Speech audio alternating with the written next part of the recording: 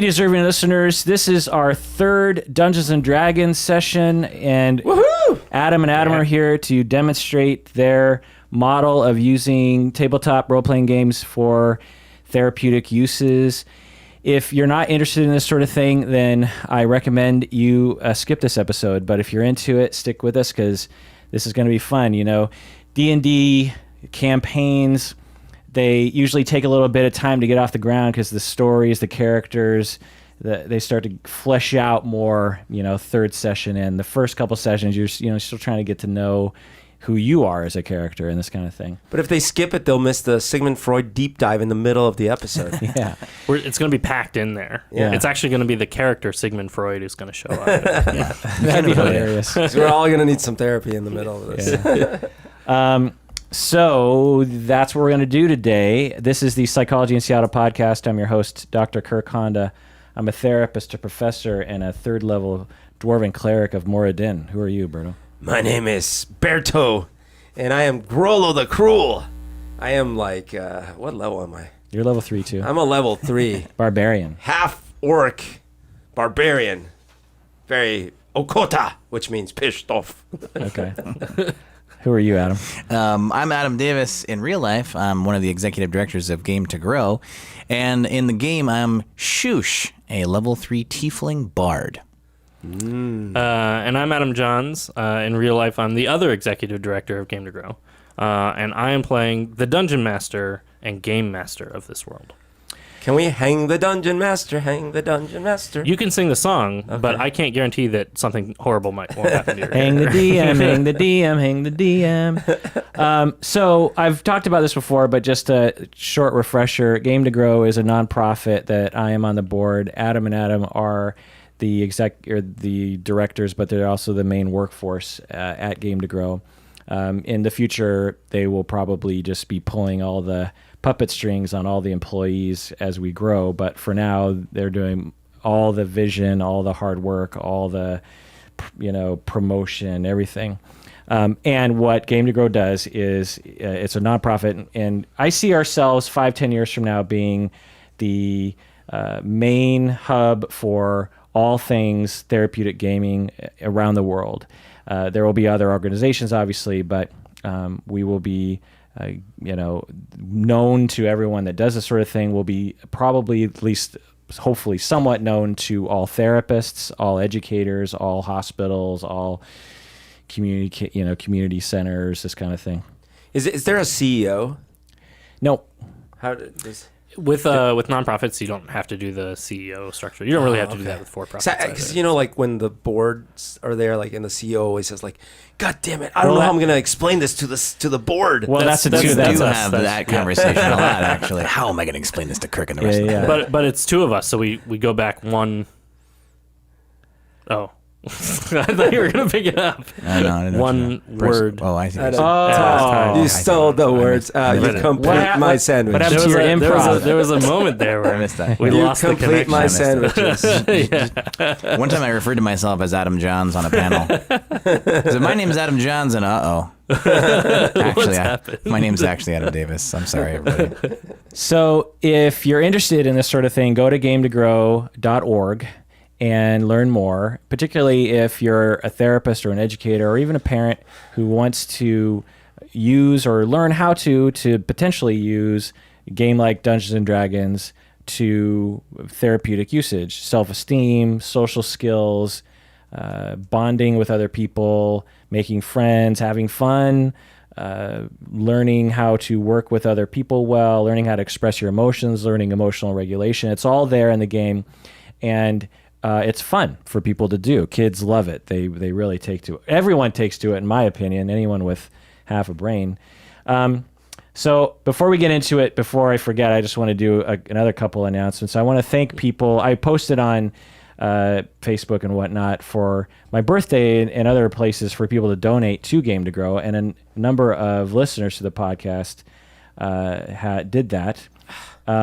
One anonymous person said, after listening to the sessions on the podcast, I can totally see how this approach could help. Great way of preserving the fun aspect of games and do therapeutic work at the same time. Why were you anonymous? That's upsetting to me. You should have let me know because I would have donated. It's not too late. It's not too late? Oh, yay. Mark Emanuel, an old friend of mine, actually. When I was in grade school, I saw D&D for the first time. Cool cause, Kirk. Claudia Haig, very convincing concept, she says. Mary Holden, actually a student of mine. Each and every one of us can surely benefit from therapy. And Marvin Bellows. As a therapist, an avid tabletop player, and dungeon master, I couldn't possibly think of a better cause. So if you're interested in donating, you can just go to gametogrow.org and donate. It's a good cause. Like I said. When does it end? Never, but this particular We're always looking for donations. but we did a December, November I see. Campaign. A drive. Yeah. We have the year end of year giving campaign goes for 21 more days. Ah, Yeah. so it's not too late. And those donated funds mean a lot. They go a long way to helping us make sure that we never have to turn anybody away from our groups, to make sure that we can always get more people in. And our groups are getting very full now. And so we're working on expanding and getting more services to more people. So Can I donate to specifically blacklist some people? you can donate and blacklist yourself. Yeah, we're a small enough organization where every dollar really does count, especially as we are basically a startup looking for funds to survive. Like, there's a chance that, if we don't play our cards right, that we won't survive. If you don't roll the dice just right. Yeah. And- So along those lines, if anyone knows of a fund source like a connection at Bill and Melinda Gates Foundation, or whatever, who else are you hitting up? Or wealthy people who like to donate to causes, who like to be able to say, like, I want to donate to something that really matters. Yeah. This is something that really matters. It's Yeah. cutting edge. It's brand new in the sense of there's really not a lot of people doing this, and we are an amazing organization to help support, to help get gaming in a positive way into so many other people's lives. Nice. Yeah, we could, if convinced with enough cashola, put your name on one of the Dungeons and Dragons tables. What? We could call totally- it like the Jerry Johnson D&D table or something. Yeah. Or We could name the lobby. We could name the conference room. We have a lobby. You could have your name on the lobby. We'd make a little plaque. Yeah, Yeah. That's crazy. the hallway, chairs, a Yeah. particular 20-sided die. So I have a couple other announcements too. So my family wanted to donate to this thing, but because they don't like doing credit cards over the internet, they literally snail mailed me cash.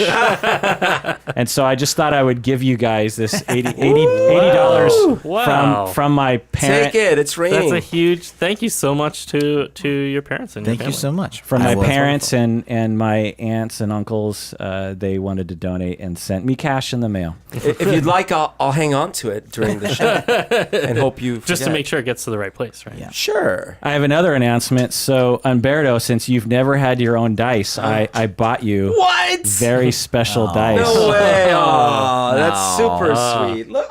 Oh, they come in a nice case. I wish and you guys everything. could see that. I'm going to have to tweet about this. They're metal. You should take I'm a going to have to take tweet a about picture this. of them. Yeah, seriously. These are like the baddest ass dice. Where'd you It's get the like dice, this Kirk? black metal with red letters. Like, should be listening to some death metal right now. Yeah. That'd be very D&D of you. This is like a big moment of being able to have your own dice. That's like a big deal in the D&D Look at world. that, dude. Being you've These are graduated. high quality. I know. I'm actually jealous of your dice. I thought about buying my own, but maybe later. This is amazing. Thank you so much, man. I'm touched by an angel. Like, roll the 20-sided die. It's a hunk of metal. That is like, it's like, seriously, Wow. it's got a lot of weight. This is weighty. These are weighty decisions when you boom. Yeah. Ooh, you can four. hear it. You can hear that die. Well, I never said it'd roll well. Why didn't you buy me loaded dice at least? God dang. All right. Any other announcements before we get into the game? Super sweet.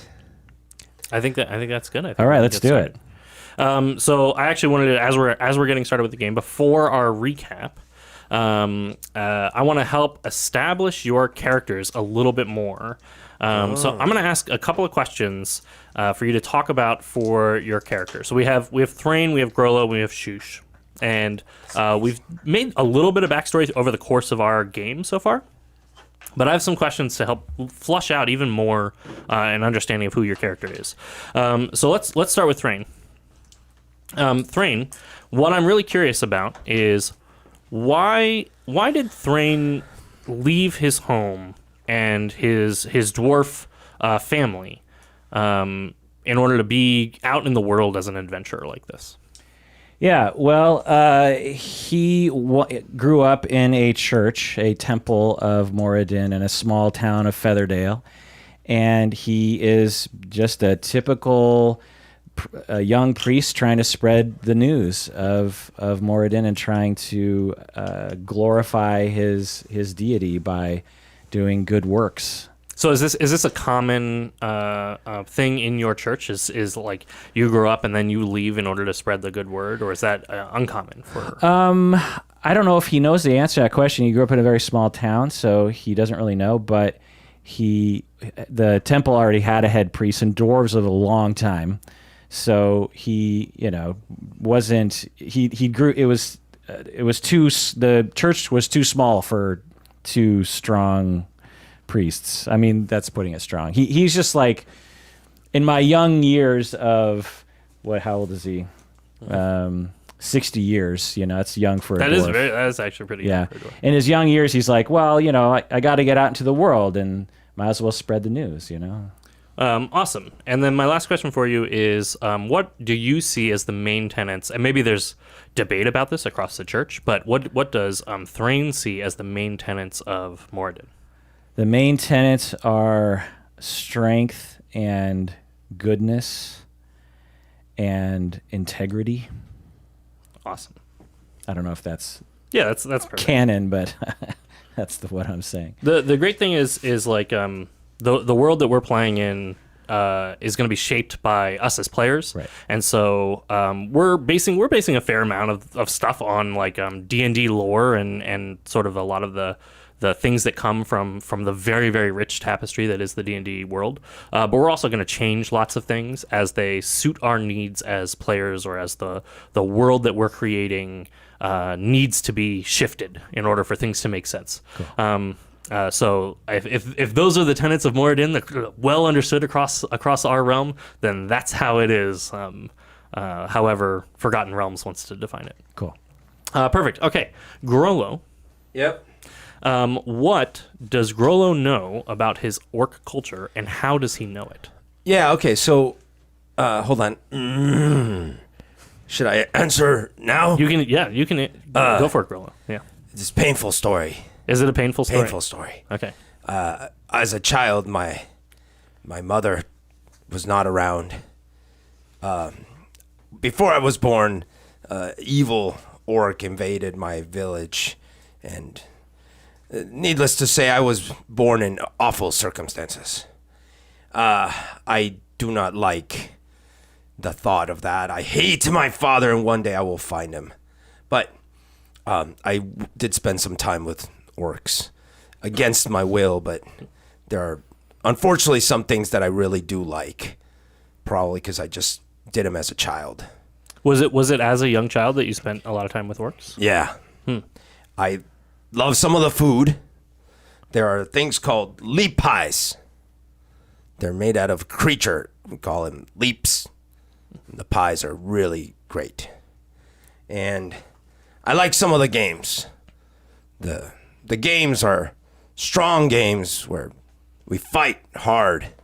And my human friends couldn't quite enjoy the games after the first game. And so I prefer some of the orcs to play with. But beyond that, I do not hold much love. All right. So I'm imagining then that means that Grollo there might be some orcs that Grollo's had positive relationships with. This is true, yes. There was an old orc who was like a father to me, but I could never accept an orcish father, so I look at him more like a mentor. And I did learn some valuable war lessons and survival skills. And so I have fond memory. Awesome. This is perfect. Thank you so much, Grollo. Shush, I have a question for you. Okay. My question for you, Shush, is what is Shush getting out of his relationship and I guess specifically sticking around with Grollo and Thrain? Yeah, what I know. I want the answer. So Shush has been living on a boat in this town. He was sort of using the excuse the ships couldn't leave because they were going to be attacked by the pirates as an excuse of like, oh, I guess I got to stay in this town. Shush's name comes from the fact that it's a nickname really, but his name comes from the fact that his parents would just kind of say shush to him all the time, like they wanted him to stop talking and stop making noise. And he's a musician, and so Shush has always wanted to like be someone who is a performer or be someone who is important that people want to have around, and he's never really found that in his hometown. And so Shush was in this town we were in, and then sort of stumbled in when these guys wanted to go on his ship. All of a sudden, Shush is kind of important. Shush maybe might like be recognized and appreciated for who he actually is, who is he plays the violin so well, and so I think what Shush gets out of being with these two guys is adventure, because Shush has always wanted to be someone who could accomplish things. Really, Shush has always wanted to like be someone who is in the stories. Shush tells stories, and can play the songs of heroes from days gone by. But he's always wanted to be one of those heroes. And this group, we've already accomplished so much that people might tell stories about. So he wants to stick around and see how big this story can get. Maybe someday we'll tell a story about Shush someday. So I get the chance to be like the center chance to be the hero of legend is a big part of his desire. He sees an opportunity here. That's what he would say. He would say he wants people to tell stories about him. What I would say, not as Shush, but talking about Shush, is that Shush just wants to be a part of something. Oh. Cool. That's great. Yeah. That's By the way, perfect. one detail I'll just add is the name of the mentor was I don't know if he's alive, is Zarabo with 2 R's. Zarabo. Perfect. I cannot roll my R's, so I'm going to do my best with Zarabo. Yep. Awesome. That's great. So now we have a little bit more backstory. Now, I guess we need to recap our game. Does anybody want to do the recap, or should I do the recap? I could do the recap. Yeah, go for it. So the three of us, Shush, Grollo, and I, Thrain, met up to do a job for a town, and we succeeded, and we traveled back to the town, and I had a dream in which a very ominous dream, and Moradin often sends me important omens of an ancient dream, fire and a huge orc of Grumpsh, the one-eyed god of orcs, evil god of orcs, chaotic evil, I'm guessing. And there's a large city in the south with a red sky, so lots of omens there. So we get to town, and I'm trying to tell everyone, I'm fairly sure that a bunch of orcs are going to come to the town and burn the town down and harm everyone. These guys proceed to party and everything. And then we met Lord Blancmere. Blancmere. Yeah. And we Which gave was a terrible him name I came up with. we in the first job we retrieved something of his. We gave it back to him. He seemed very pompous and slightly evil, and didn't like me particularly. I didn't pick up on that. He liked Grollo. Yeah. And we gave him. He's from a city in the south called Piha. And he is a professor of archaeology in Piha. And when we gave him back his, this minor artifact, he seemed like nonchalant about giving it back to him. So it seems like an interesting character. And we also acquired a thief, essentially. And my idea was we needed him to infiltrate, because we plan on going to the capital city of Pihiha to investigate further the mystery that is laid out before us about this minor artifact. And Moradin seems to be telling me, this is, I'm telling you this because, and usually Morden tells me things because I have a job to do. So it seems like there's something bad is happening or afoot. And so we have to go to Patihat sometime. But anyway, we're in town. And at the end of the last adventure, the orcs had just descended on the town and had started an attack. And luckily, everyone had rehearsed their emergency procedures. they had thanks to Thrain. I will add that oddly, Grollo, which normally never has these things, had a dream that same sleep time frame, which seemed somewhat related. Yeah, exactly. with a lot of fire. With a lot of fire. Yeah. Perfect. Well, then we pick it right back up as there was a loud explosion outside of the tavern that you're staying in, or that you're drinking. Not loud in. enough. You a Foley artist? Perfect.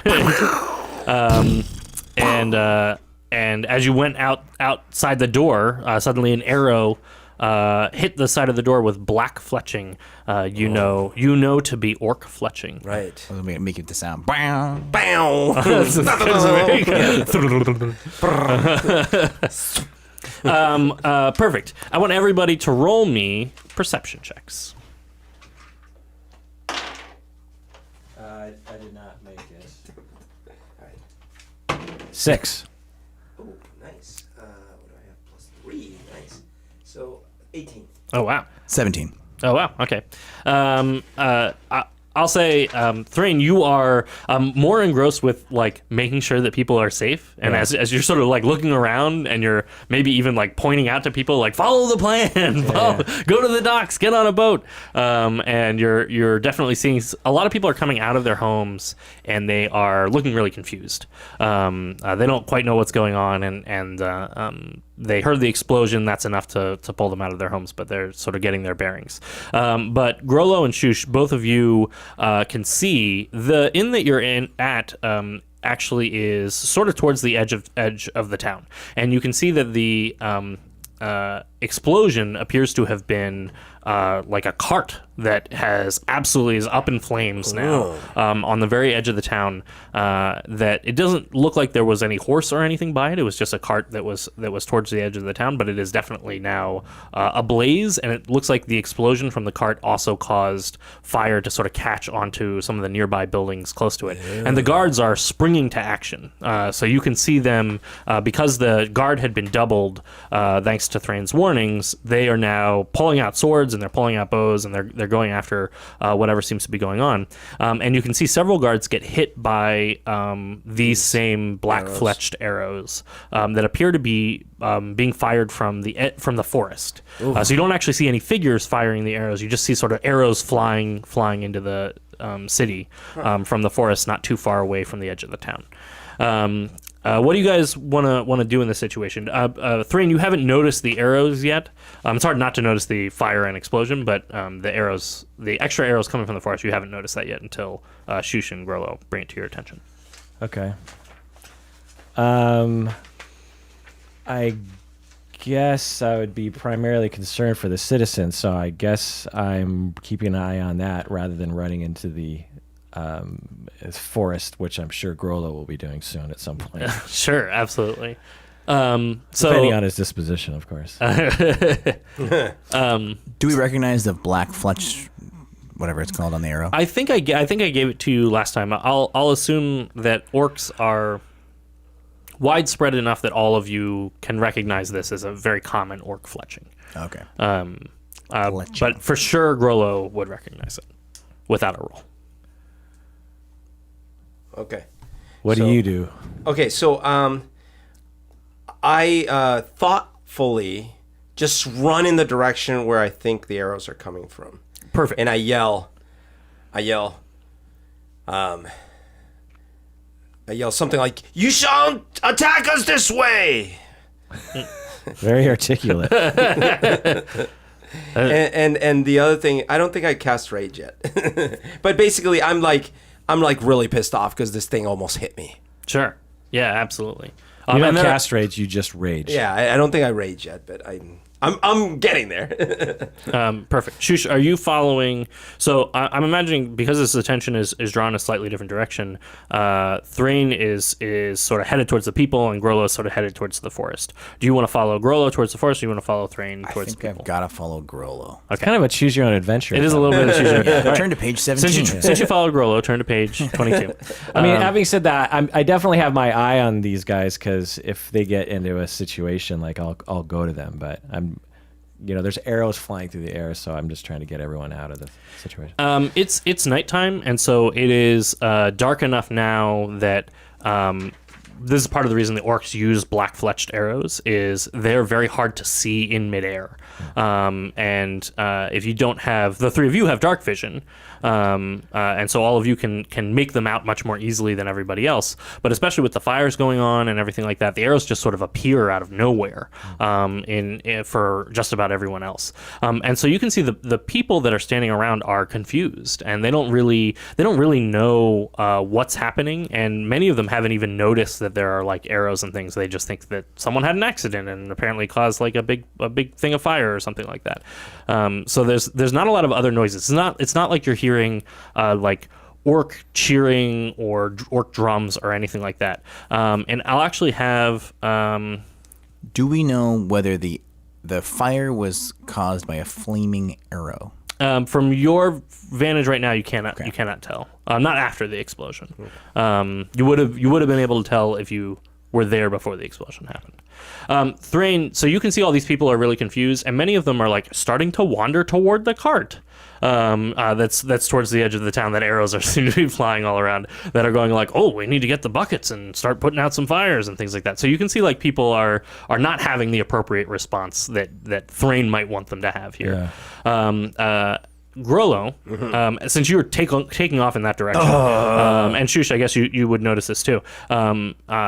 You can see their arrows flying everywhere. Many of them are burying themselves into the guards, who are starting to grab shields and hold them up to protect themselves from the arrows. But there's also they're flying like all over the roads. They're not necessarily like super accurate archers. Right. It's more like a big scatter. These are not elves of arrows. Yeah.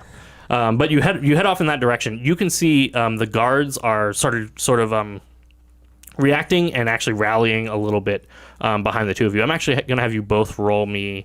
I think I'm going to make this a intimidation check, but Grollo, you can use your intimidation with strength instead of charisma. No. So 8. So what do I do with the? Let me see. Oh, so this is a modification sometimes we make for the character sheet. Normally it says charisma for your intimidation, but in this case, So you got a +5, so it's 13. Okay. in this case, Grollo is so strong. We're gonna have him do it with his strength instead. I got a critical fail. Oh. Even though I have a +4 in charisma, my intimidation is normally pretty good. So in this case, what I was having you roll for is like how epic do you look, sort of running into this battle. So Grollo, you actually look like pretty strong. You're like a show of force. You are the Hulk running into this battle, and so the guards are like nodding and they're getting ready. They're getting pumped up for whatever's coming at them. But Shush. So it's, for those who don't know, a critical fail on a 20-sided die is when you roll a natural 1. And usually when if you roll a 20 or a 1, the DM makes up either something epic or horrible. So, Shush is about to have something epically horrible happen. Were your shoes untied? I'm actually going to have you describe, what do you do that's distinctly not like an epic run into battle. I think that's whatever the opposite of that is. I think Shush is so excited about like having an adventure. Like he's got this look of like glee on his face that's sort of like excited and also terrified at the same time. Like It's time for an adventure. It's really off-putting. like a shy 6-year-old walking into a Chuck E. Cheese. Excited and horrified all at the This same is time. overwhelming. Well, there are arrows falling down around you, and I'm going to have you both roll me, investigation checks. As you're basically looking for who's firing the arrows. And while that's going on, Thrain... 19. Oh, nice. Whoa. 6. Awesome. These You're are rolling so well good today. dice. Yeah. Yeah. My birthday was on Friday. happy I might need some birthday. new dice. Oh. Well, happy birthday, by the way. Thank you. How old are you? Do you want to say? 14. 14. Yeah. Next year I get my driver's permit. Yeah. You're so And excited. after that I get my license, and then I don't want to have to drive me everywhere. Oh. Yeah, a lot of people don't know this, but I'm actually older than Adam is. I'm 122. Oh, so, okay. Yeah, That's young. It's young for an elf. it's it's a young age for an elf. Thrain, what are you doing as they're running off in this? Trying to, evacuate. We're being attacked. Evacuate. Save Don't go your to life. the fire. Follow the evacuation plan, because I see the guards are not doing, because they're not doing their job to No. corral the people. They're just chasing after some dumb half-orc. No, the guards are actually definitely like responding to the attack more than they are to the people, Yeah. and so you don't see any guards that are like trying to protect the In a people. dancing They're like headed to the edge of the forest to try to halt whatever is going on. Evacuate. At this point, I think they're trying to stop Shush from hurting himself. They're trying to run away from Shush. Oh my! Look at the adventure happening. Thrain, I want you to roll me a persuasion check. And because of all of the work that you did, I'll let you roll with advantage. Okay. Because a lot of the people, like the innkeeper's family. What? Oh, were you? What's that T for terminology? Yeah. I thought you were doing timeout. No, I was saying T for Advantage, it means that he will roll twice and take the higher of the two rolls. So I got a 18. Awesome. You're pretty persuasive. They get snapped out of their stupor a little bit as you say this, and you can see a few people, some of the ones that you remember talking to, that are like coming out of their homes. You can see the whole family that you helped pack. All their stuff, Glorious. and you can see that they probably started unpacking after you left, but that was only minutes ago. And you can see them like grabbing all their like suitcases and heading out the door now that this explosion happened, and they clearly don't think you're crazy anymore, and they're joining in with your choir of evacuate, and they're telling everybody else, yeah, evacuate, we're under attack, the prophecy is true, and The dwarf was right. they're going right along with you, and it's really helping to deliver your message. So a lot of the people kind of snap out of their stupor and snap out of sort of the rubbernecking of wanting to see what's going on, and they start grabbing whatever they have or their loved ones, and they start taking off towards the docks in the opposite direction. Awesome. And so you sort of usher them in that direction while this other part is going on, and then you'll be able to join back up with Man, bear, pig is real. yeah. He's in the forest, half man, half bear, half pig. So, Grollo, you can see, with your dark vision, you can see much better than these guards. The guards are taking up sort of a formation at the edge of the roads. You can almost imagine that there's like a series of houses and buildings that come up to sort of the end of a long road. And the road is very wide enough for several carts to all be traveling all at once. This is sort of the main thoroughfare. But as you come up to the edge of it, the guards clearly they know what they're doing well enough to know how to defend the town. They make like a big phalanx of a guard line at the edge of the road to basically start defending stuff. And many of them sort of take up bows or crossbows actually and start firing back into the woods, although they can't really see what they're firing at. But Grollo, you can see a little bit better. You definitely make out the shape of what look to be orcs firing from the woods. And you can see them pulling out bows, and they're definitely firing. They're sort of doing like a duck and weave thing where they'll fire and then move position and then fire again. I see. And you can see there's probably we'll say half a dozen that you can easily see in the woods there. Can I see them too? Shush, you notice one or two. You can tell that there are orcs there, but you don't see as many because your roll wasn't as high. So you don't see as many orcs as Grollo does. He gets a little bit of a better view of them. Can I cast fairy fire to make some of them glow with a shimmering outline Yes. so they can be better targeted. Yes, you can. It is a Dex save 13 to see if the spell is effective on them. Awesome. And it's every person in a 20-foot cube. All right. I'm going to say you can hit at least 3 of them with that, and they all failed their deck save. Nice. So yeah. Give me a description for what your fairy fire looks like. So Shush plays sort of an offbeat chord or an off note on his violin, and then everyone around him kind of like sort of off put by that, and the guards were kind of like, "What's going on?" And then why is that guy playing music? That seems like a weird thing to do. He's already been sort of off putting, and now he's playing a violin while the town burns. Nero. But then 3, I guess you said 3, right? Yeah. 3 of them sort of have this sort of vague purple outline glow around them that it illuminates like within 10 feet around them, so everybody can see. I'm assuming the glow that's emanating from these guys. Absolutely. The guards now absolutely can see them as figures. They start yelling. Do they recognize them as orcs? They do, and So they start shouting orcs. And many of the bowmen that are in the back line start taking aim at the ones that you can see much more clearly. Grollo, do you want to? The forest is probably a good. I'm ready to sling. You're ready to sling. Awesome. Yeah. So the forest is a good. We'll say 40 feet or so from the edge of the town, but you can definitely sling. I mean, I was gonna keep into the running, but forest. all of a sudden, someone painted a nice little target for me. They're So a super I'm gonna good target. sling. Awesome. Okay. Give me a sling attack, and at this point, I think we're gonna have you guys roll. I guess we'll have you roll initiative. So I want everybody to roll me a. I like to use a D10 for initiative. So we're actually going to use a D10 for initiative. That's this one. Really? This is a homebrew rule we like to use in a lot of our groups. It really just makes your initiative bonus more meaningful. Oh yeah. Okay. Well, I rolled a 1, so Okay. 2. Oops. Awesome. so Do I get a bonus to my initiative? it's your Plus deck. 2, so 4. Perfect. So I'm 1. My modified initiative is 10. Well, Nice.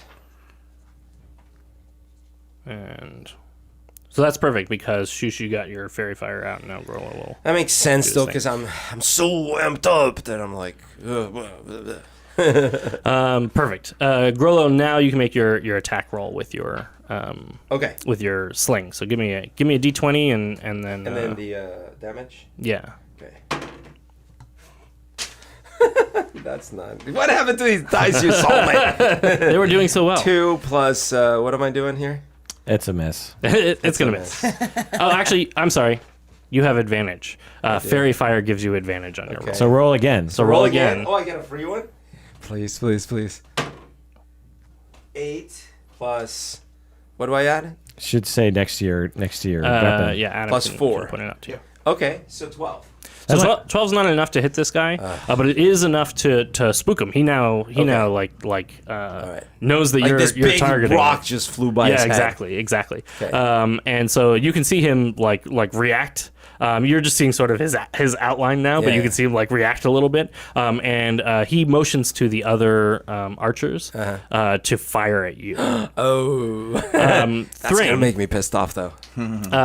you've in just a couple of seconds, you've really like done quite a lot to like get people. You can see people are moving, and this is a small enough town that like neighbors know each other and people help each other, and so you can see that like people who are coming out of their homes are like knocking on other people's homes. They have a telephone tree. Yeah, it's kind of a telephone tree. And they're telling each other different messages that get slightly different every time they Crazy say it. Dwarf was right.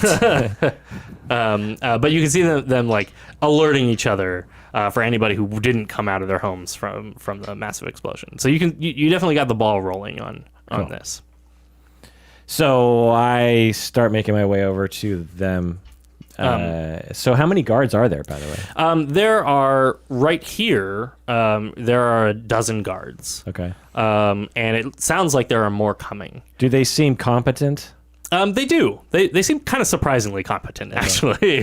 This is a small town, and the guards are not always great in these small towns. You two have traveled. I guess all three of you have traveled quite a lot, and you've been to plenty of small towns where the guards were not very competent. Is Captain Marist with them? He doesn't appear to be here at the moment. Although you imagine with all the commotion, unless the same thing is happening at other places in the town, he will probably be here very shortly. Okay.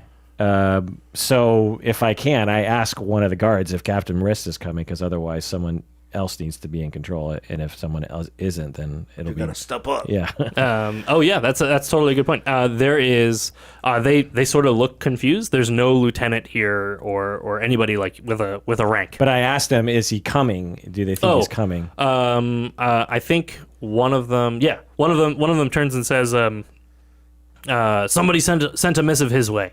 So he's on his way. I say, we need to close the distance now, so let's move. Awesome. Give me a. I love the leadership of it. Give me another persuasion check, and again with advantage because I like the imagery. I rolled a critical fail, but then I rolled a 16. Oh, that's right. So 19. Awesome. He'll snap too. You're not a member of the guard. You're not. In fact, up until very recently, you were just a crazy dwarf that was spouting prophecies to. Maybe that gave him a lot of credibility. it may have like really settled in for a lot of them. He sort of snaps too, and he hunkers down. He's one of the shieldmen, and he hunkers down with his shield, and he says, "Moving forward on command," and sort of like turns to you and waits for you to give. And I just get right side by side with him. Awesome. Are you holding your shield up as well? Yeah. Sweet. That's gonna be perfect. I want you to roll me. Actually, I want all three of you to roll me perception checks. I didn't get a 17. Should be one of the big ones. Shush got a 4. Nice. Perception? Yeah. Yeah. So I got a 15. Okay. So 17, 15, 4. Perfect. That's going to come up in just a second. But first, you start advancing. The Grollo, you are out in front of the. Unless you wanted to be. No, I think you're out in front of the line.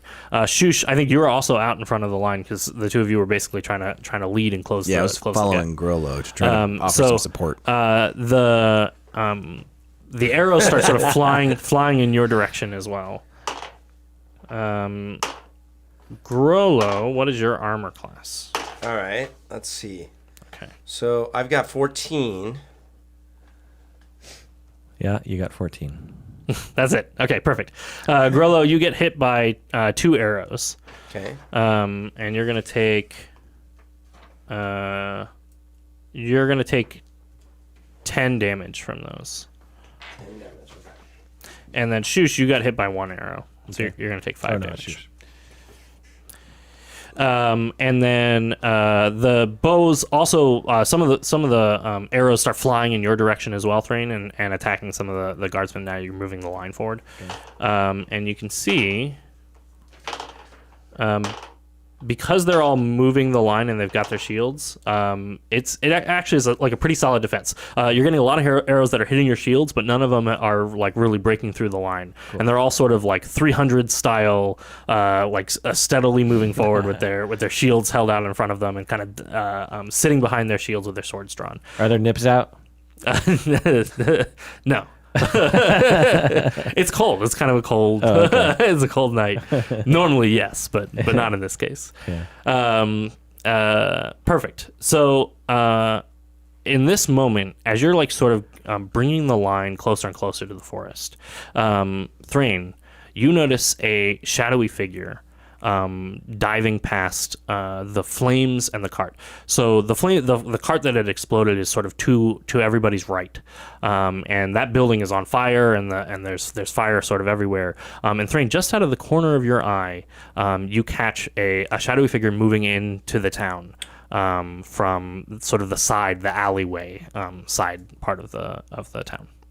What did it look like? Shadowy figure, like someone trying to hide, kind of a thing? Yes. Yeah. It definitely looks like somebody sort of using the cover of darkness and the backdrop of these flames to sneak through. And it definitely looked like it was somebody coming from the forest. Oh, I guess I totally forgot to include Nicholas here. Oh, yeah. Nicholas is sort of a coward. Yeah.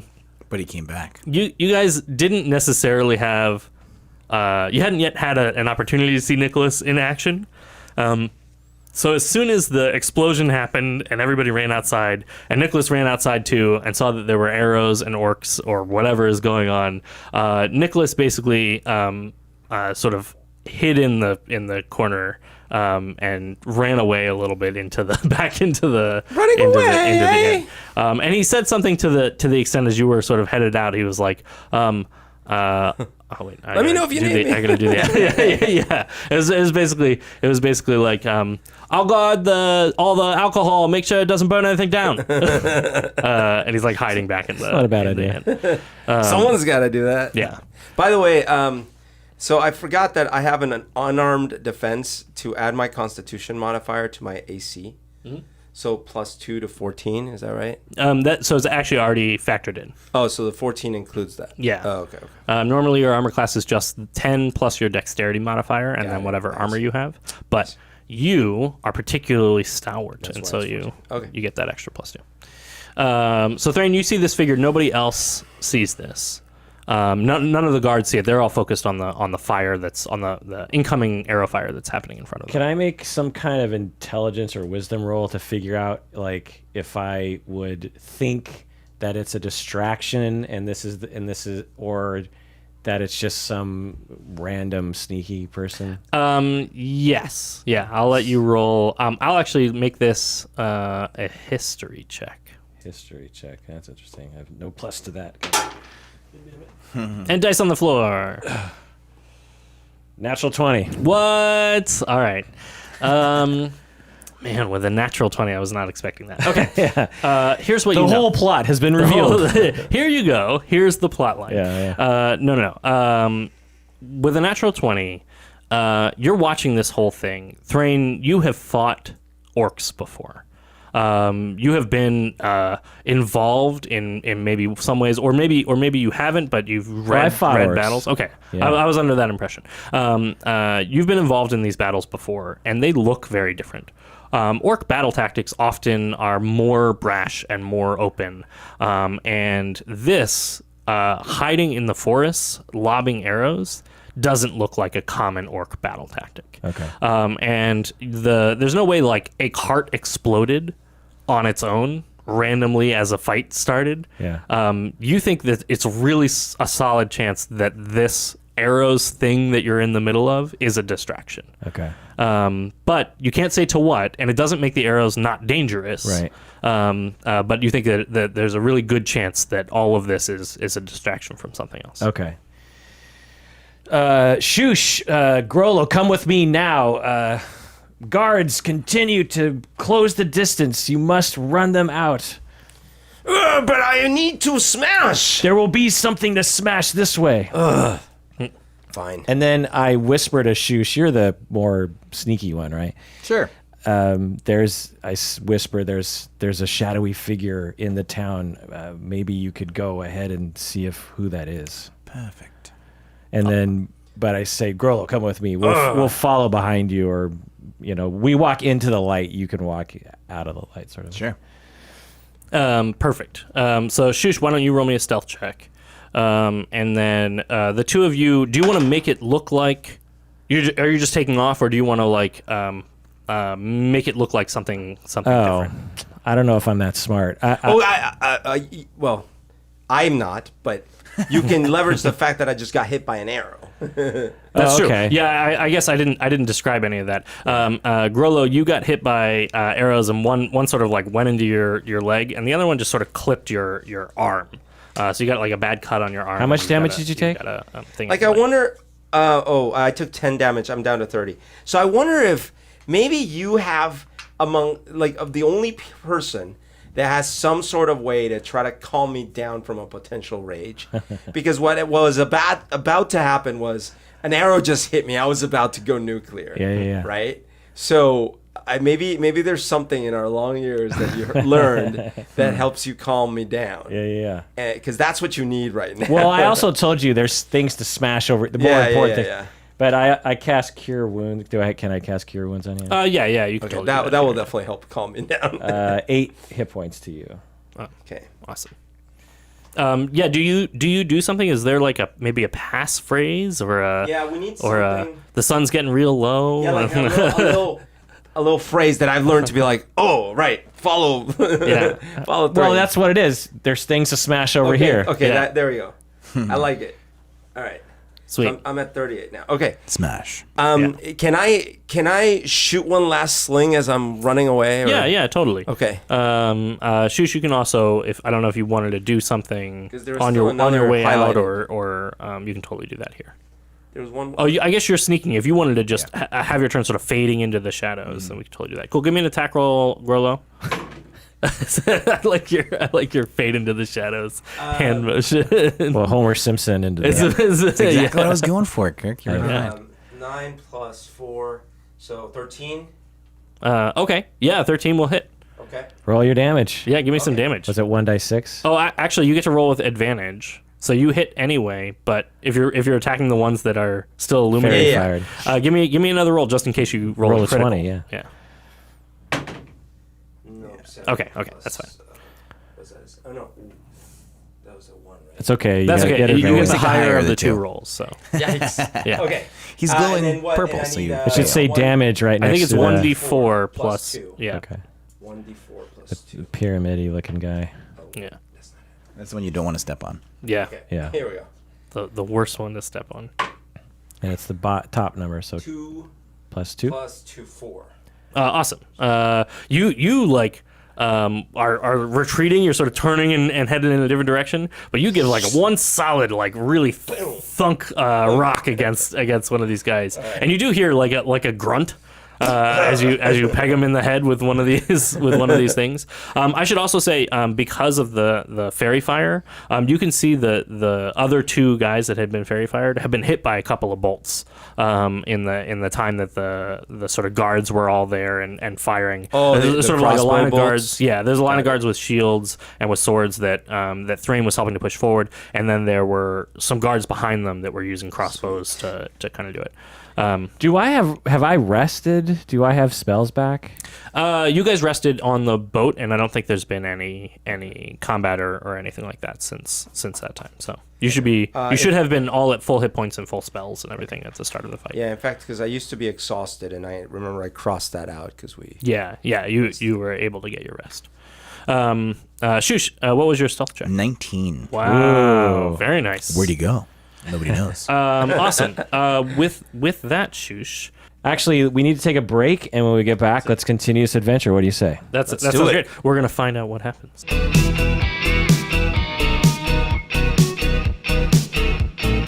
All right, we're back from the break. Again, if you want to donate to this or learn more about this form of therapy, if you've been listening thus far, you must be attracted to it on some level. Go to gametogrow.org and learn all you want. And actually, Game to Grow is small enough now that you could just, Skype or Zoom or face chat with Adam or Adam at any time. They're face forward to the world. So if you want to talk to these guys and learn, sometimes it's free, sometimes it's not. But go to gametogrow.org to learn more. Yeah, and if you go to gametogrow.org/contact, you can send us a message and let us know about what your hopes and dreams are about therapeutic gaming. Very nice. So what happened to Shush? So Shush, you faded into the shadows. Something you're practiced at, something you're pretty good at. As you fade into the shadows, you can see just beyond the sort of flaming cart and flaming buildings, there definitely is a shadowy figure. It looks like, it definitely has the outline of an orc, but it looks like they're wearing very dark clothes, and they are dressed clearly to sneak through the shadows. And as you chase after them, it appears to be just one single lone orc who's sort of ducking down a back alleyway.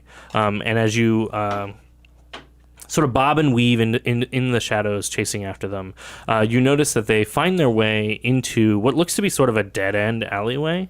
And it looks like they're pulling out like a piece of paper, and it looks like they're sort of like looking over the piece of paper, like maybe a map or something like that. And they're trying to figure out what they sort of stopped and are looking at that thing. Is this an orc? It looks like it. They're definitely tall enough and muscular enough to be an orc.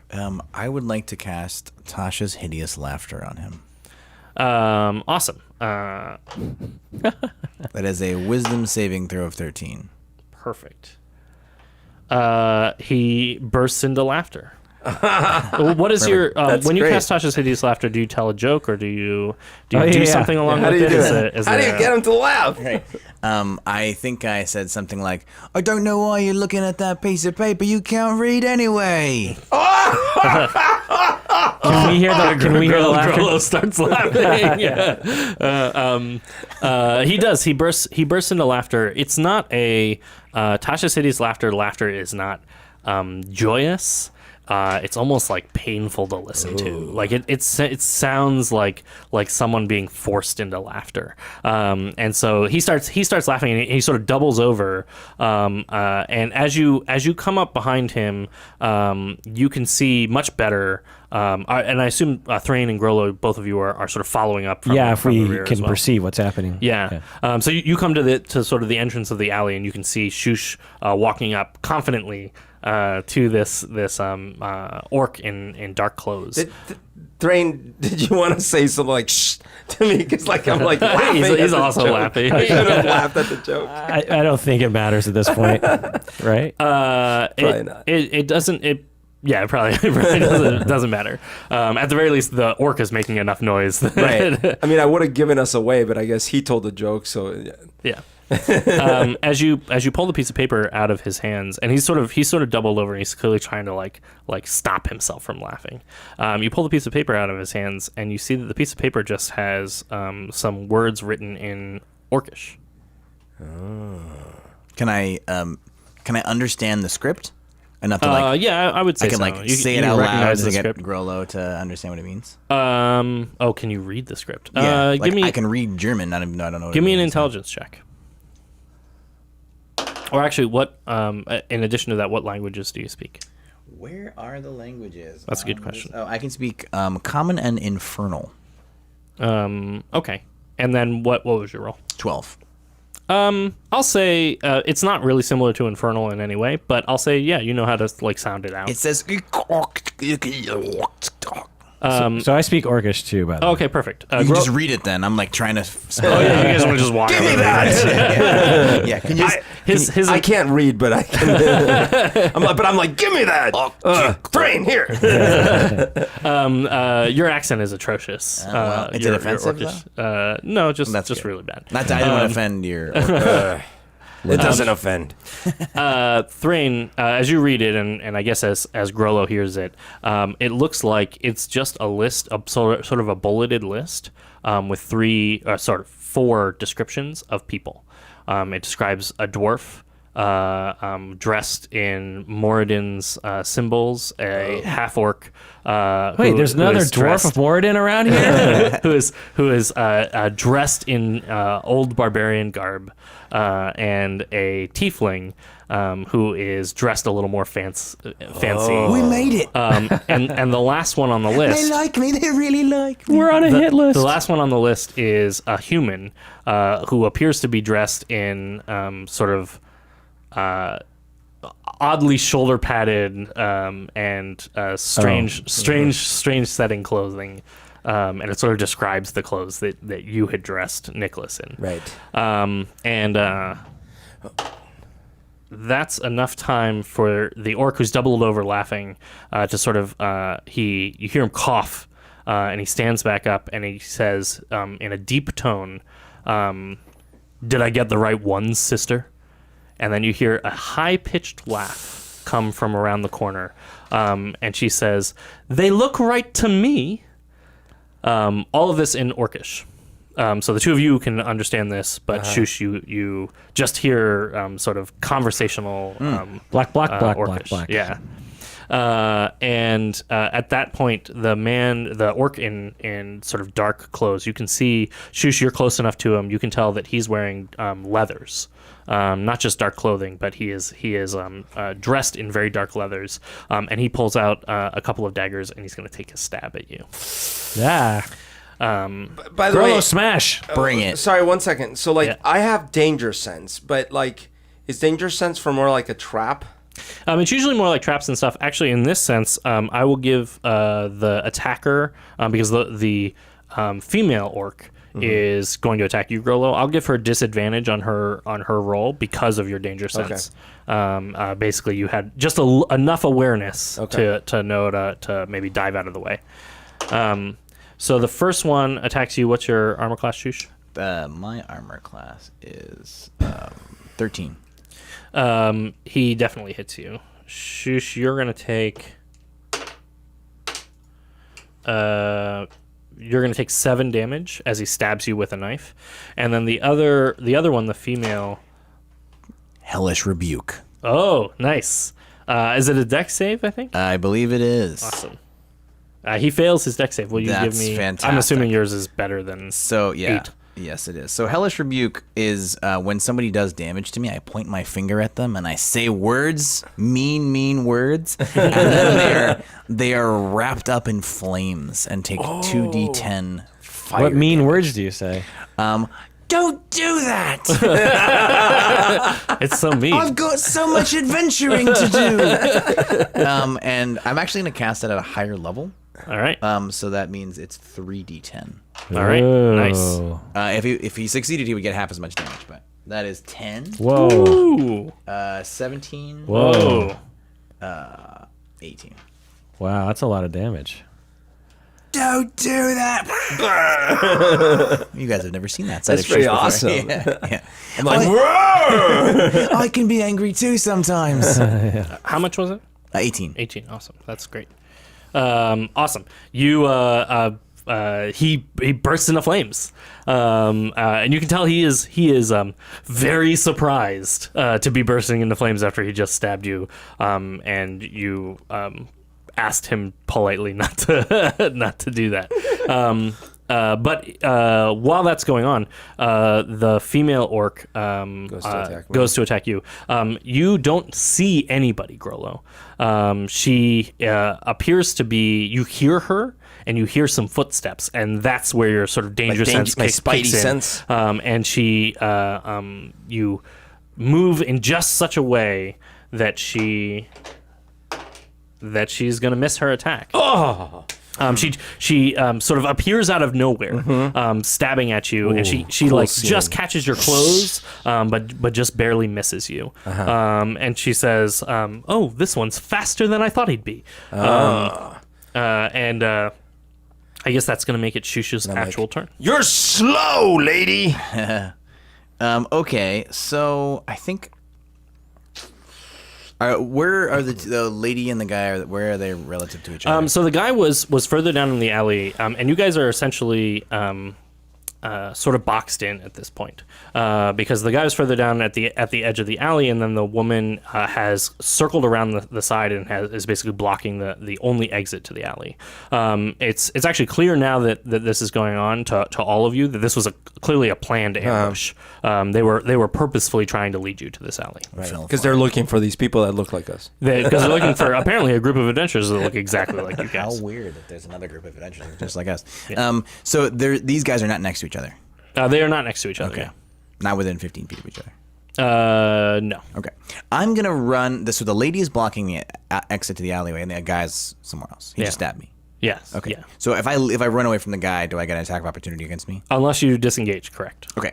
Then I'm just going to cast Thunderwave. Awesome. Against the guy? Yeah. Sweet. He's already burst into flames. Yep.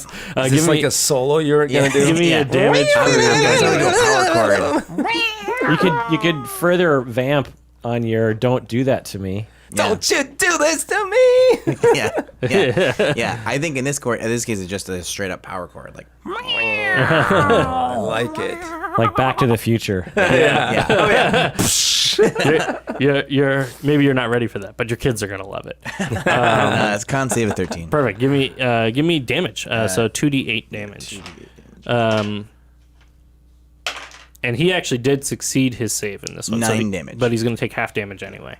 So it doesn't blast him away from you, but it definitely the sound wave kind of hits him, and you can see him like stagger from it. Yeah. And especially from the fire that you had already kind of hit him with, he looks like he's in rough I'm shape. trying to think of like what a good song would be, like something like "Don't Tread on Me," like Metallica. Yeah. Don't tread on me! I was trying to think of like what a good song would be too. I don't know. Something in alleyways, maybe. Yeah. I don't know. Shout. Let it all out. Awesome. It definitely it blasts him, and he definitely Next time you gotta he use staggers backwards a little bit. And he does say, "Sister, these ones are not as weak as we were led to believe." And she seems to look a little more wary for it. Good. Grollo, that makes it your turn. Weak? I'll show you weak. Rage! Does Grollo shout rage as he rages? Yes. So I rage. All right. So I have advantage on strength checks. Blah blah blah blah blah. It's +2 bonus on damage roll. Resistant to bludgeoning, piercing, slashing. Okay. So anyways. So what can I do? I can frenzy. You can go into a frenzy when you rage. If you do so for the duration of your rage, you can make a single melee weapon attack as a bonus action on each of your turns. So I guess I maul and then I frenzy. Is that Okay. a thing? Yeah. All right. So I just can go maul- after the female orc. Okay. So you start raging, and then Yeah. you're going to maul the female orc. Yeah. So go be an attack roll with your maul. And she's right next to you, so you really don't have to go very far to get to her. 20. What? Natural 20? Natural 20. Nice. Whoa. All right, that's a critical hit. Apparently, these bad dice guys are not are going to last loaded. very long. All right, that means so we do a custom rule for critical hits to make them extra sweet. So you're going to do the maximum amount of damage you could do, and then you're also going to roll your damage on top of that. Okay. So the maul, I believe, is 12 damage is the max. 6 plus 3. Yeah. So we got 15. So you're at 15 2d6 already, and then you're going to plus add another 15. 2d6 on top of that. Wow. 4. One more. And then roll it again, yeah. 8 plus 3. So 12. So you only have the +3 once, but you still get 15 11. plus 8, which Plus is 11, 20. Right? Plus 11. It's 2d6 plus 3. So you got 4 and a 4 and a 3. So, Oh, gotcha. Okay. Yeah. So 26. So 26. All right. That's a lot of damage. She looks like she is in bad shape. Do you want to give me your second attack? Yeah, you can attack Yeah. her again. Yeah, it's my frenzy. So Yeah. just roll the 20 there. Yeah, it got it. You have to roll again. Oh man, I was really hoping for another critical. Oh, that would have been amazing. You rolled a 1? I think that was a 1. You can't have them all, I guess. All right. But you have them all. You can't have them all. I all. got too excited with my frenzy. I think you were really excited with your frenzy. Oh no! God damn these dice! They boost me up and then they drag me down. Perfect. What's gonna happen? And I'm gonna have you describe this. Premature maul. But you land just a brutal blow on her. There's more madness. And then as you go in for the next blow, you maybe spin or something along those lines, but your maul just slips out of your hands. It goes flying out of the alleyway a long distance. You're not sure where your maul winds up. I will never live this down. Flies out the distance. I'm gonna buy you one of those bracelets. To attach it to your wrist. The Nintendo. Yeah, the Nintendo Wii. Yeah. Wiimote Oh my bracelet. god! So the mall's gone. So the mall's gone, but give me a description for the whole sort of Okay, turn so like there. I'm like this epic. You could see it's one of those Frazetta posters, right? Because I went in and like the orc face, right? And then I'm flipping around and I try to get a little too fancy and I go to do a backhand, right? Yeah. But the momentum of my arm, the thing flips out, so my backhand's empty, and I'm so shocked to see my hand empty that I just like triple over myself and land flat on my face on the ground. It started off as such an epic move, and then it sort of turns into a bit of a stumble. Yeah. Luckily, the first blow is so harsh against her, she doesn't have a chance to like laugh at you or anything like Okay, that. good. Like she's still reeling from that first blow, as she's like trying to bring herself back into Right. recovery. Although Thrain might laugh at you a little. I don't know. They will bring this up. This will be the story later on. But Thrain, that makes it your turn. Okay, so can I go up and attack the guy? next Yeah, to him? both of them are sort of available. You're sort of in the middle of the whole thing, so you can head in either direction. So I'll go attack that thing. person with my war hammer, right? Yeah. Yeah. And I got a 23 for 6 damage.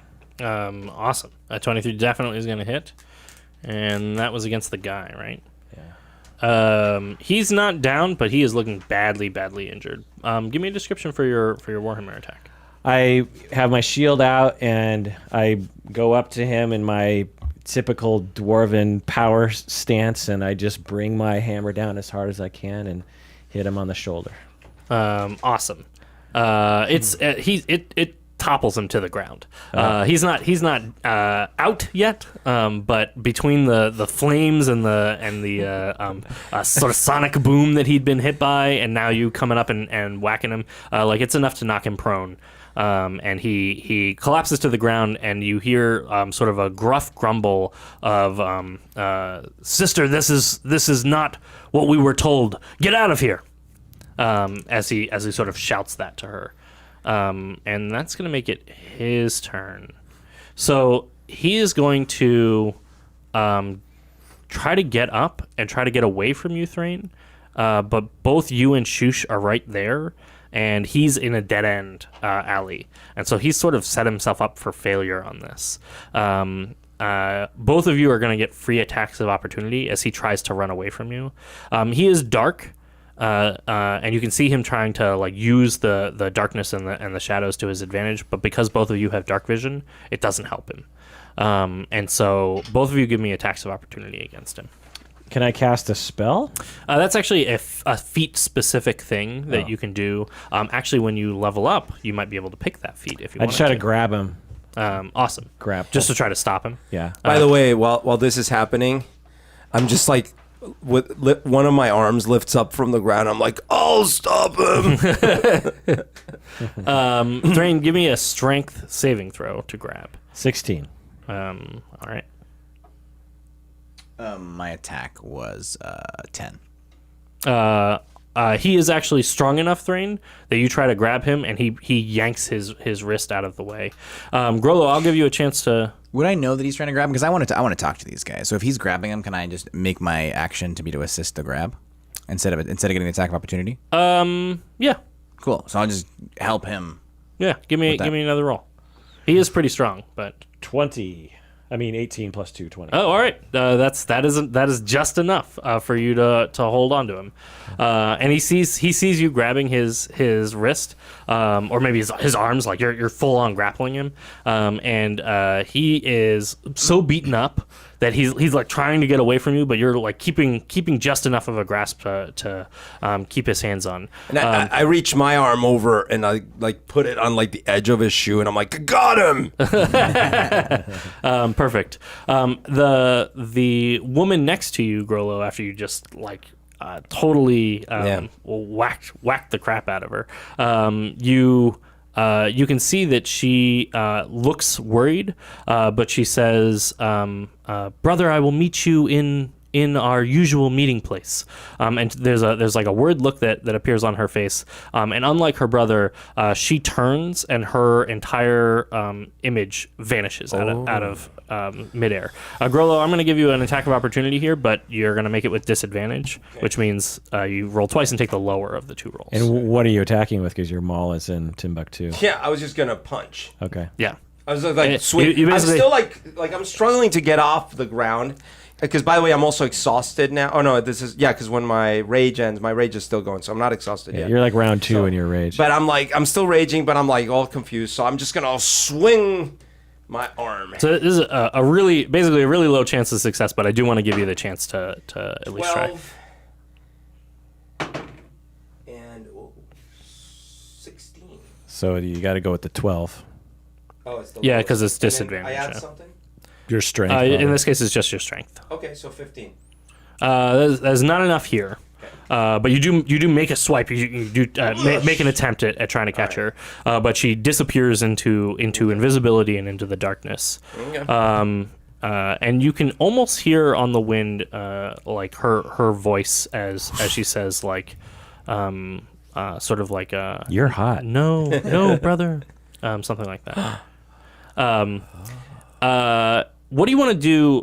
So this orc, who is a full-blooded orc, is really struggling against all three of you. What is the way? How do you want to handle this guy? Tie him up. Yeah. So while I'm holding him, we've been down this road before. Grollo, tie him up. I'm gonna be saying cutting words Okay. on him so that he has a -4 on his strength checks to get away. All right. Oh. Using Grollo, him give me a strength. What a are your strength cutting check. words? You're stupid. I knew we would defeat you. We are heroes. And then what am I rolling? Roll me a strength saving throw, but because you're still raging, you can, because this is like all happening really quick, you can roll it with advantage. Oh, okay, so 2 rolls. Yes. Oh yeah, that's not gonna do it. +3. 18 plus 3. 21. Perfect. And then -4 as well. That's 21. a good point. I like how your character is just like insulting everybody. That's your spell casting ability. Yeah, it's I know. That's your apparently magical ability it's is in the rules. I'm not even.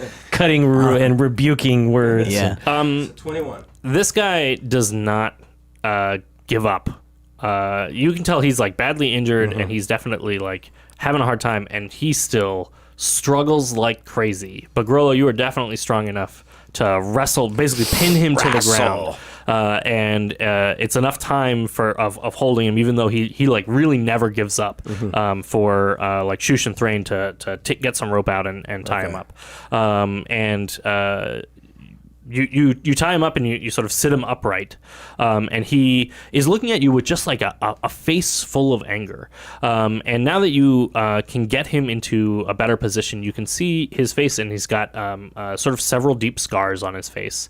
But for the most part, he looks like a full-blooded orc. He's a little more limber. And a little maybe less bulky muscle, but he is dressed in dark black leathers with dark black cloth between them. And it appears that you find as you sort of search him, he has several daggers that are on him, and a vial of what appears to be some kind of poison or something along those lines. Yeesh. Although it's sort of unlabeled, so it just smells like something volatile. What do you guys want to do to? Well, I this cast my Zone of Truth while we're at it. I also have Zone of Truth. Can we double Zone of Truth? I mean, it doesn't do anything else. Cross the zones. I grab So him DC from. 12. I grab him by the leathers. His and I wisdom's just- not super high. I think you're totally fine. Okay. So you succeed. Okay. I grab him by the leathers. I'm like, "Who are you? What do you want?" Just yell at him in his face, trying to intimidate him. He says, "My name is Below." Below what? He looks up at you and he says, "Below you, apparently. And I was sent here to kill you. Well, the 4 of you, although we're missing one." I'm confused. Who sent you? He says, "My orc leader sent me, and I will not tell you his name. His name is actually I think I had a name written down. Oh no, I didn't write it down. We need to make up a new name. Give me the letter of the orc leader's name, Adam. G. E. T. H. Y. His name is Get-Thee. Get thee. Get thee to a nunnery. Orc chieftain Get-Thee. Get thee. And he looks, once again, really surprised. But unlike Nicholas, he seems to recognize what's happening to him. And he starts to sort of think it through a little. He gets a little thoughtful. And he realizes you can tell instantly that he knows, he's at least aware of this kind of magic. Yeah. And you think he's going to try to resist it, or he's going to try to Smack! he takes it. Boy, I like an orc, like only an orc can. Where you smack him across the face and he grins back Oh, at you. jeez. I'm trying to go all Jack Bauer on him, but it's not working. Where is Get Thee? He sort of looks tight-lipped and he kind of shakes his head and he goes, "I know exactly where he is." Where? He says, "I won't tell you." Yes, you will tell us. Tell me now where he is. He in the you can see like sweat dripping down his brow as he's like clearly trying to resist all of this. And finally he says, These are not the dwarves. The dwarves right? He says, I won't tell you unless you threaten me with my life. I can do that. If you say so. It's truth. He's under truth. He's gonna tell you the thing that will make him tell you. I won't threaten you, but I'll threaten to sick Grollo on you, who will strangle the last few hit points out of your life. No, the last. Grollo, give me another intimidation check, and this one I with bare my teeth, all of them. again with strength instead of charisma, so you can add a +5. Can I assist in that intimidation? Yeah. Oh, will be like slightly ominous music in the background? Yeah. So you get to roll again, Bruno. Oh, okay, that helps because this didn't help. Well, it's better, but so what am I adding?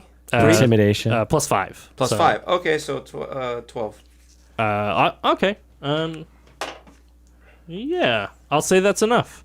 He definitely, Grollo, I've intimidated him you're a intimidating. little bit. Okay. And he says he looks a little sad for himself as he realizes he's going to tell you the truth. And then he starts to say, you can find the orc tribes if you head east towards and then his voice cuts off. Oh. And you see him sort of like struggling, and he's tied up, so you can see him he's like struggling to say something, and it's not coming out. And as he's saying it, he like looks really confused, and then you notice that as the color starts sort of draining from his face. Grollo, roll me a perception check.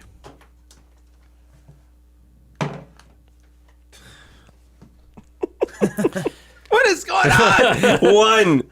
Grollo, you Your eye pops out. Is that a 1 maybe? Is that a 7 or a 1? Grollo, you God. You fall down I again. am exhausted, by the way, so maybe that's what's happening. that could totally be. You're just so tired. I'm so tired. I am exhausted because I have a level of exhaustion now. Yeah. So. Grollo, he just stops talking and he's like mouthing something, but you're not sure if he's like just saying it really quiet or something I'm like that. What Is is there- does anyone here ringing in their ears? But in that moment, you can both see that he's like stopped talking, but he's sort of mouthing something. You watch the color draining from his face, and you catch it a little bit too late. Grollo's the closest to him. You're like, what's wrong with you, Grollo? But you can see like him sort of like mouthing and then looking very panicked, and then he slumps over. And Grollo, in that moment, after he slumps over, you can see that he has a necklace around his neck, and the necklace appeared to have tightened on its own, strangling him to death. Like Wow. magically? Yeah, and you can see the necklace has a pendant on it, and the pendant is a familiar symbol. Should have checked for necklaces. My marker's running out. Aha. That is indeed The symbol is the same symbol Eye. that you saw, or that at least Nicholas told you about, from that the Lord, The Watcher's Eye, was it? Blancmere was wearing around his neck as well. You know the symbol. It is the Watcher's Eye is a common name for the symbol. I don't think we named it last time, but it I is wonder a if common this- name. The Watcher's Eye is the same name as the gem. Oh, okay. Did I write this in... Okay, anyways, I had written down Watcher's Eye for some reason. It's a common it's not, the symbol's not called the Watcher's Eye, but it is a common way in which people have referred to it throughout history. Okay. But to remind you guys as players, this symbol has appeared in the past when orc tribes were rallying together, and that hasn't happened for a very, very long time. Where many orc tribes all sort of see. came under a single banner. Right. But the symbol is commonly accepted in history as a single symbol of Grumsh. So we assume that this guy's necklace killed him because either he like broke an oath or something like that, or that they like have it on like a quick release? Yeah, give me an Arcana check. And I guess Thrain, you can roll an Arcana check as well. I missed. 5. Yeah. I got a 5 too. You know it's magic. This thing's magic. Whether or not somebody was like listening in and pushed a button or something like that, or Right. whether or not it was like an automatic response to him about to be having given you too much information, you can't know that from. I this. think he was just frightened by me. I grab him. Actually, I say, Grollo, grab him and we got to get back to the front. And we run up to the front. Do we see? The attack has stopped. Oh, okay. It looks like the soldiers the guards did advance to the forest under your direction, and started. You can see there's a couple of dead orcs that have been killed that were in the forest, but there's only 2 of them, and it looks like the other orcs have gone away or run away. The guards say when you come up to them, they basically say, yeah, they were attacking us and they were all out, and these 2 even charged forward and drew axes on us, and then all of a sudden the rest of them ran away. I have no idea. Is the captain there yet? The captain is there, and he's in his pajamas. He's got like a little nightcap on, like with a poofy ball on the top of it. He did not heed my warnings. And he's got his shield and his sword, but like Wearing he's got bunny jammies. slippers. Jammies. And he's out there, and he's like, all right, clean up all of this, put out those fires. And you can see the fire at this point has spread a really long distance. And Thrain, you have a moment. Actually, maybe Thrain and Grillo, you have a moment where you remember this town on fire. And you remember like seeing the fire spreading here in this moment, like really reminds you of the vision that you had. And so it was told. So I actually, so it shall be. right, and I drop the orc because I'm exhausted anyways, and like the fire just kind of like scares me and reminds me. So I drop down to my knees for a second, and I'm like, ugh. Moradin will give us strength, Grollo. Ugh. I hope so. It's enough with the commotion as things have like quieted down a little bit, and the captain of the guard sort of giving out orders to clean stuff up. Nicholas has come back out, how convenient. and he's carrying a bottle of like hard alcohol, but he's put like a cloth in it to like. Maybe try and help out a little Make a bit, or throw Molotov like cocktail. make a Molotov. He hasn't lit it or anything. He just like clearly got it ready, or at least prepped it in such a way to make you think that he got it ready for this. I'm ready. And he's like, wait, I gotta do the voice right. Park the car. He says, I've come out here to help. I say, thank you, Nicholas. I knew there was good in you. You're too late. I'm gonna take the bottle from him and say thank you, and then drink from it. He waits for you to take a long swig, and then he gets it back, and he takes a long swig from it too. He goes, what happened out here? I get in his face actually, and I'm like, where were you? We almost got killed. Oh, I was protecting the alcohol. It was down in the pub. I wanted to make sure we were really clear about having to make sure to drink all of that. So I drank a whole lot of it. You shouldn't have left us, because on this note is a hit list of 4 individuals. That was the whole purpose of this attack, was to kill 4 people in this town. 1, 2, 3, and 4. Yeah. As your finger lands on him, he looks a little like white as a sheet. Yeah, he looks a little pale. You're lucky they he's didn't like, go after you first. Someone's trying to kill me. Us, the 4 of us. Trying to kill all of us Yes. and me also. Yes. Oh, I don't like the looks of this at all. But we took care of them. Right here is one of the assassins, but we took care of him. You do better to stick with us next time. Well, if you think about it, weren't you being attacked by those guys? And I was in the pub. Yes, but they could have come after you is the point. I suppose that's fair. And then there would have been no one to take an arrow for you. Well, I I guess I owe all of you a great deal of thanks. You can find my maul for one. What? You lost your... Never mind. Well, Is the captain still there? the captain's still there, and he's barking a few orders and things like that. And he looks a little sheepish in your direction, as you were clearly right and gave him a whole lot of warning. And he looks maybe a little embarrassed. I walk up to him and I just say, so the whole reason why this attack happened was to distract for 2 assassins to come to town and kill us. That was the whole reason for this attack, I'm sorry to say. You think that a whole horde of orcs came in here, made a whole commotion just to kill the 4 of you? Yes, do you speak Orcish? Do you no. read Orcish? No. Well, I here's- took 2 years of halfling when I was in seminary school, but they haven't stuck.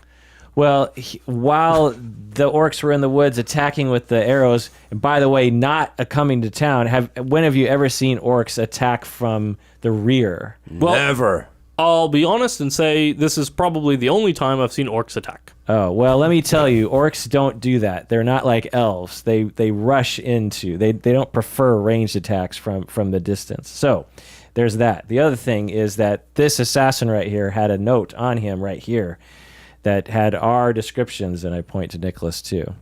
So I'm telling you this because I apologize, because I feel like we might have brought horrible things to your town today. And just to be clear, my name's Shush. This is Thrain. And this is Grolo. This is Nicholas, right? No. We are well known. I'm the drummer. Yeah, we are. We're sort of a thing. You may have heard of we're us. a band, I guess. Yeah. So Otherwise, we wouldn't need a drummer. that's right. Tell your friends. Listen, You met us. if you must know, this dirt on my face is no accident. It was part of the battle. I was wondering That if it you was- just sort of smeared a bunch of dirt on your face. It was just because I was hitting someone very hard. Oh. Does dirt always wind up on your face when you hit people very Never hard? mind. If you see an extra maul around here, it's his, by the way. I do need my maul back. Well, I suppose some thanks are in order, as you did help us defend from apparently an attack from a whole lot of orcs. I'll have a guard go and fetch your maul for you. Thank you. Do you know where you lost it? Of course, I didn't lose it. It's just My I apologies. threw it in anger. He directs one of the guards to come and find out from you which direction it would It's fly. that way. To go find it. And he turns to Thrain and he says, if what you're saying is right, then I think you are correct in saying that maybe this town is not the right place for you at the moment. I agree. Not that we don't appreciate all of your patronage and help with the bank and all that, but if I might encourage you to take your leave so that we have fewer orc attacks on our town, that would be great. Well, we think we know where the attack might be originating from, so we will be heading in that direction anyway. Thank you for your hospitality in the meantime. No enchanted weapons or boons of any sort? Oh, I don't have any of those things, but He doesn't even have pants. he does sort of pat down his pockets, which he doesn't have in his pajamas. But he's a little both embarrassed and also like he's feeling a little sheepish like in his pajamas. So he's gonna hand you a bunny slipper, and he says like. On behalf of the town of Torax, I would like to present these bunny slippers to you, Grolo, in return for your bravery. Oh, all right. Well then, I will accept these enchanted bunny slippers and take them with me. What do they do? I think you put them on your hands. Okay. Magical bunny hands. I like it. They're very warm. Can I eat them? You could try. Very well. He nods and kind of gets back to cleaning things up. You guys do still have the room for the night. So I don't know if you want to try to take off tonight or if you want to try to get some rest and then take off in the morning. Definitely need a long rest. Yeah, I'm exhausted. I also want to carve my name into the Well, these guys are half drunk too. I bedpost. mean, they were. That's pretty true. You did a whole lot of drinking. That's true. this I'm gonna night. carve my name into the side of the bed. Do we find Shush my- was here? Sorry. That's all.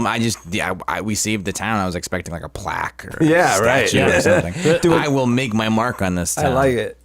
Hey, do we find my mall somewhere? They do. One of the Okay. guards finally brings your maul back. All right, he's good. he's having trouble carrying it. All right. But he hands it over to you, and so you don't have to go buy a new maul.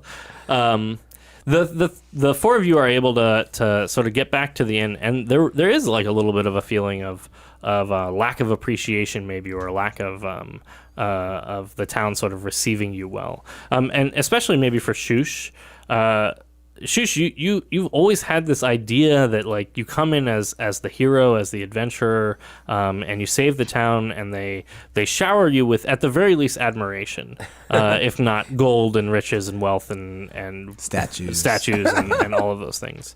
And I don't know whether or not Thrain and Grollo have had enough of these experiences to know maybe how much more this is sort of similar to the experiences you usually have. But Shush, this is maybe your first time like really truly being a hero, and it just doesn't have the feeling like you thought it was gonna have. Yeah, Shush is gonna keep drinking and then carve his name in something. Like probably like is there a tower or like a statue? Center Shush town? was here. Yeah, I'm gonna totally. there's a I'm gonna fa- deface some public property. There's a fountain in the center of town. You can go and deface that. Yeah, Nice. Perfect. I was just expecting a boon. I keep saying I want a boon. Whatever a boon does. Grollo know what a boon is. I've heard Thrain say that before. and think it's I a- like boons. It's a flavored. It's a flavored wine. I think. Yeah. Perfect. Well, you guys rest for the night. Everybody roll me perception checks for the morning. Oh god. 10. 17. Oh, nice. 3 plus whatever. Shush, maybe there's a fair amount of drinking. I don't know whether or not Thrain would drink. After that, the rest yes, of the night. but not before. There are actually some people in the inn who come up and thank you, especially some of the guards. Thrain, you get some special thanks from some of the guards that were in the phalanx and stuff like that. A few of them got injured, but none of them were killed. Oh, good. And a few of them like attribute that to your leadership in that look at moment. you. And so there's a couple of guards that come by and like buy you some drinks and thank you really personally. One even gives you like a great big hug. And says like I've never been in a battle like that, but Wow. you've like saved my life and my family thanks you. Lord blesses you. And they're really like truly appreciative. Shush, you don't get any of the real recognition This for is that. the next morning. No, this is that evening. okay. Do I notice that he's upset? Yeah, I think it would be pretty plain. I don't know if Shush is hiding it at all. I look at him and I say, listen, not all of us can do as much damage in battle. Don't feel so bad on yourself. I don't think I feel bad about doing damage. You don't have to hide your feelings from me. It's okay. I I- just slide a bottle of liquor over to Grollo. I cast thaumaturgy on my voice to make it loud enough for everyone in the bar to hear, and I say, "Let everyone listen to me. The greatest, most sneakiest, goodest, bestest musician, brave in battle, saved our town. I want everyone to give Shush a round of applause now." They Go, do. Shush. They give Shush a big round of applause, and there's even some like hip hip hoorays in Shush's name. I lift Shush up. I wonder whether or not that would help a little Shush is gonna like fight back tears bit. Yeah. as especially if Grollo is gonna give him like the sort of like for he's a jolly good fellow. Yeah, thing. yes, Like, exactly. Shush is around Can you play Grollo's some shoulder. sweet notes on Yeah. your... I think I'm not gonna go deface any public property. Oh, okay. That Yeah. changes Shush's I was gonna go feelings like on it. carve a tiefling face on something. Yeah. Shush was here. Yeah. Nice. That gives a different feeling to the end of the night. There's like a greater feeling of success. You survived a battle. You survived some people coming to kill apparently you. And although the mystery goes deeper, there's definitely like a feeling of victory. And I that grab comes with my the end of the evening. drink and I say, I just want to say a toast for sometimes we all drop our weapons in battle, but it doesn't matter. Doesn't matter. It doesn't matter. It doesn't matter. And I'll say like the other people who are in the pub are just they will toast to anything, and they're all cheering you on to pretty much anything that you say at that point. In the morning, Thrain and Grollo, the two of you are sort of sleeping this off, and you have to head out this morning, but there's an opportunity here to sort of catch up on your rest. And Shush, you're in the same place, but you hear sort of a shuffling noise, and you can see you are all sort of sharing one large room along with Nicholas. And you can see Nicholas is sort of packing up his stuff. Hellish rebuke. You can't hellish rebuke unless he's attacking you. Well, he just says that. He just shouts hellish rebuke. Hellish rebuke. He's clearly like trying to be trying to really sneak out? Yeah, he's trying to sneak out. In fact, he's actually it looks like he's going to crawl out the window. Because there's a bunch of people like downstairs and in the hallways and stuff that know him now and saw him being so victorious and everything. Because he sort of got roped in. People clearly knew he was with you, so even though he didn't really do anything, he was like getting some recognition for it. I'm gonna cast Thaumaturgy and close the window. He looks pretty alarmed, and he shuffles back and forth, and he looks around and he sees you sort of looking in his direction. Where are you going? And he says, "Look, no offense or anything, but like, I'm not a hero like you guys. I'm not cut out for like people trying to kill me. Whatever you described, like an assassin or something like that. I'm not in for anything like that. I was just hired to rob a bank. Okay, like I don't want to. This is real heavy. That's all I'm saying. It's real heavy, and I'm not sure I'm cut out for all this." You guys awake now? Did I wake up? He's saying it pretty quietly, but it's enough. Shush, you can speak loud enough that if you want to wake the two of them up, you can totally do that. I think Shush would speak loud enough that everybody could wake up, and Shush would say something like, "I think if you walk out that window, you will die." He goes, "You are a marked man." "No, there's like a awning, and then you can like drop right down to the ground from I there." don't think you understand me. I mean, the assassins are coming to kill you.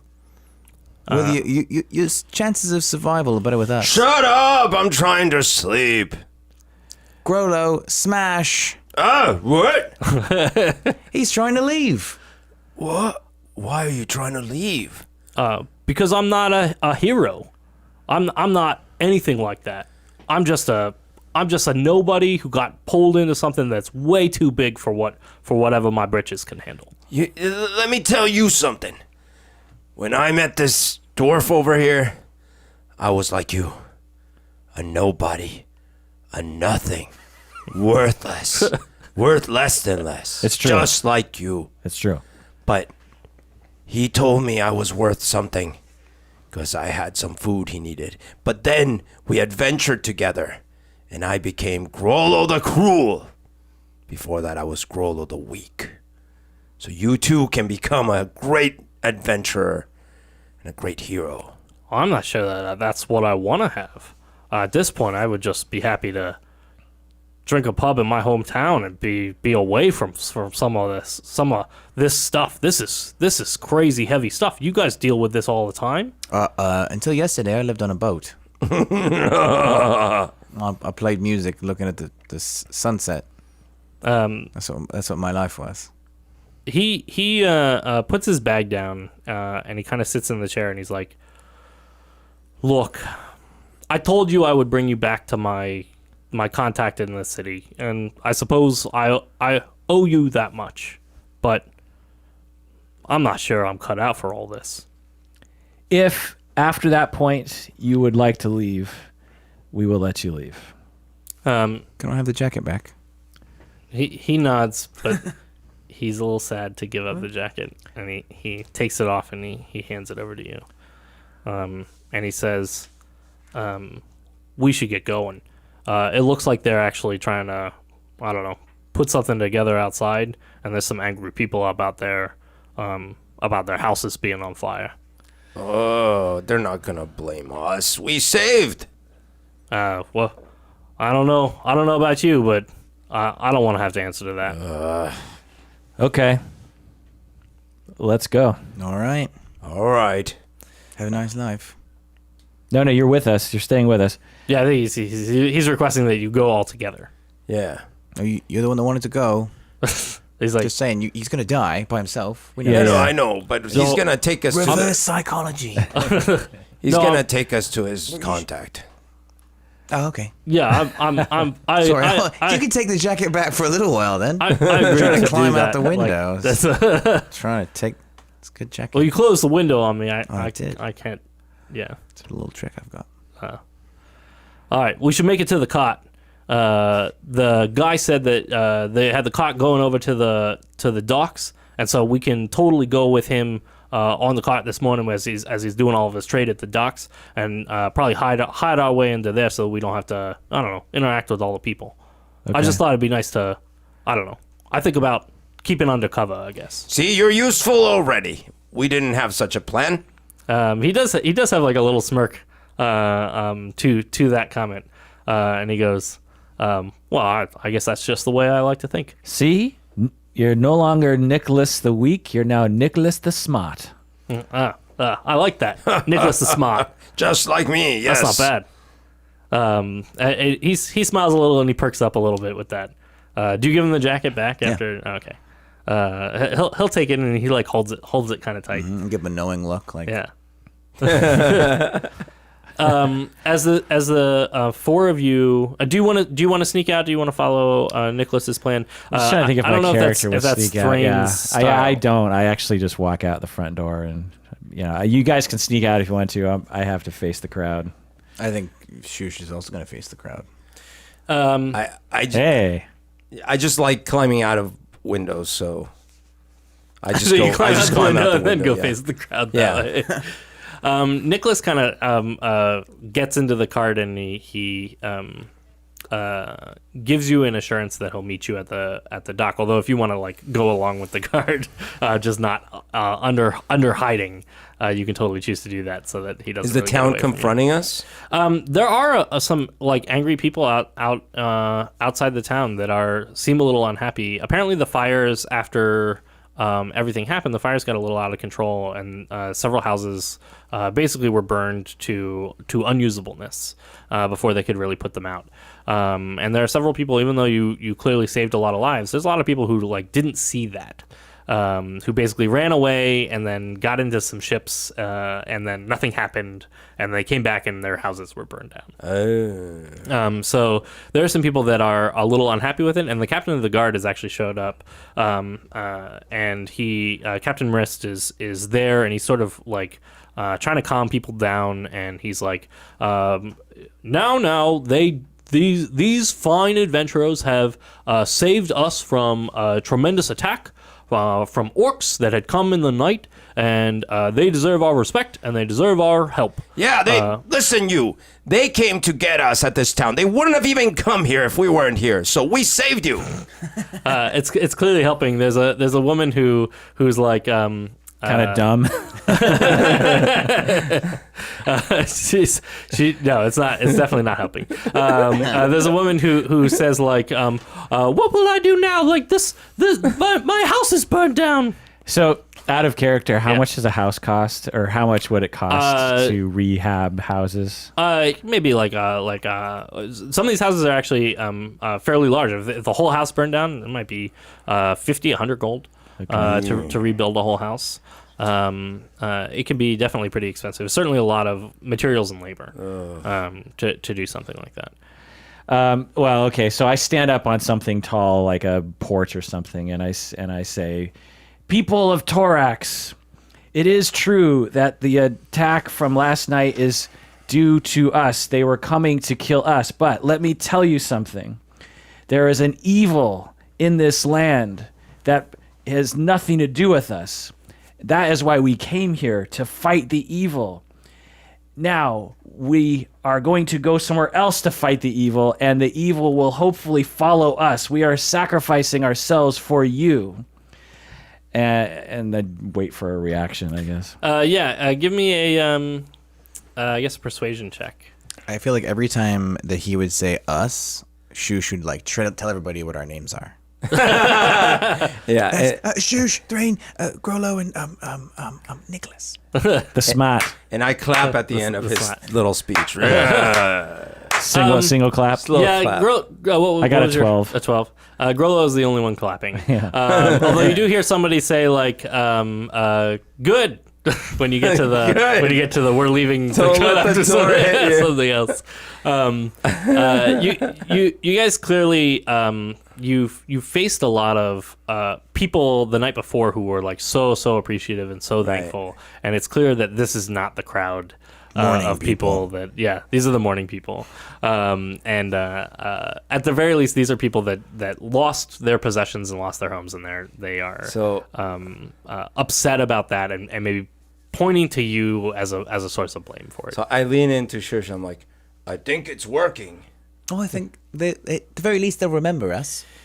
I go to the captain so that everyone can hear, and I say, I give my reward to you, Captain, to distribute amongst the people that will be needing things. That does get a little bit more appreciative reaction. How much money do you give? 55 gold. All right, that's quite a lot. I raise my hand and say, I need things. I lost some things too.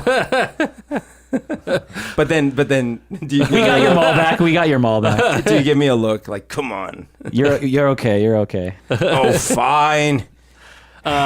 That does get some appreciation. The captain says, well, that's quite generous of you.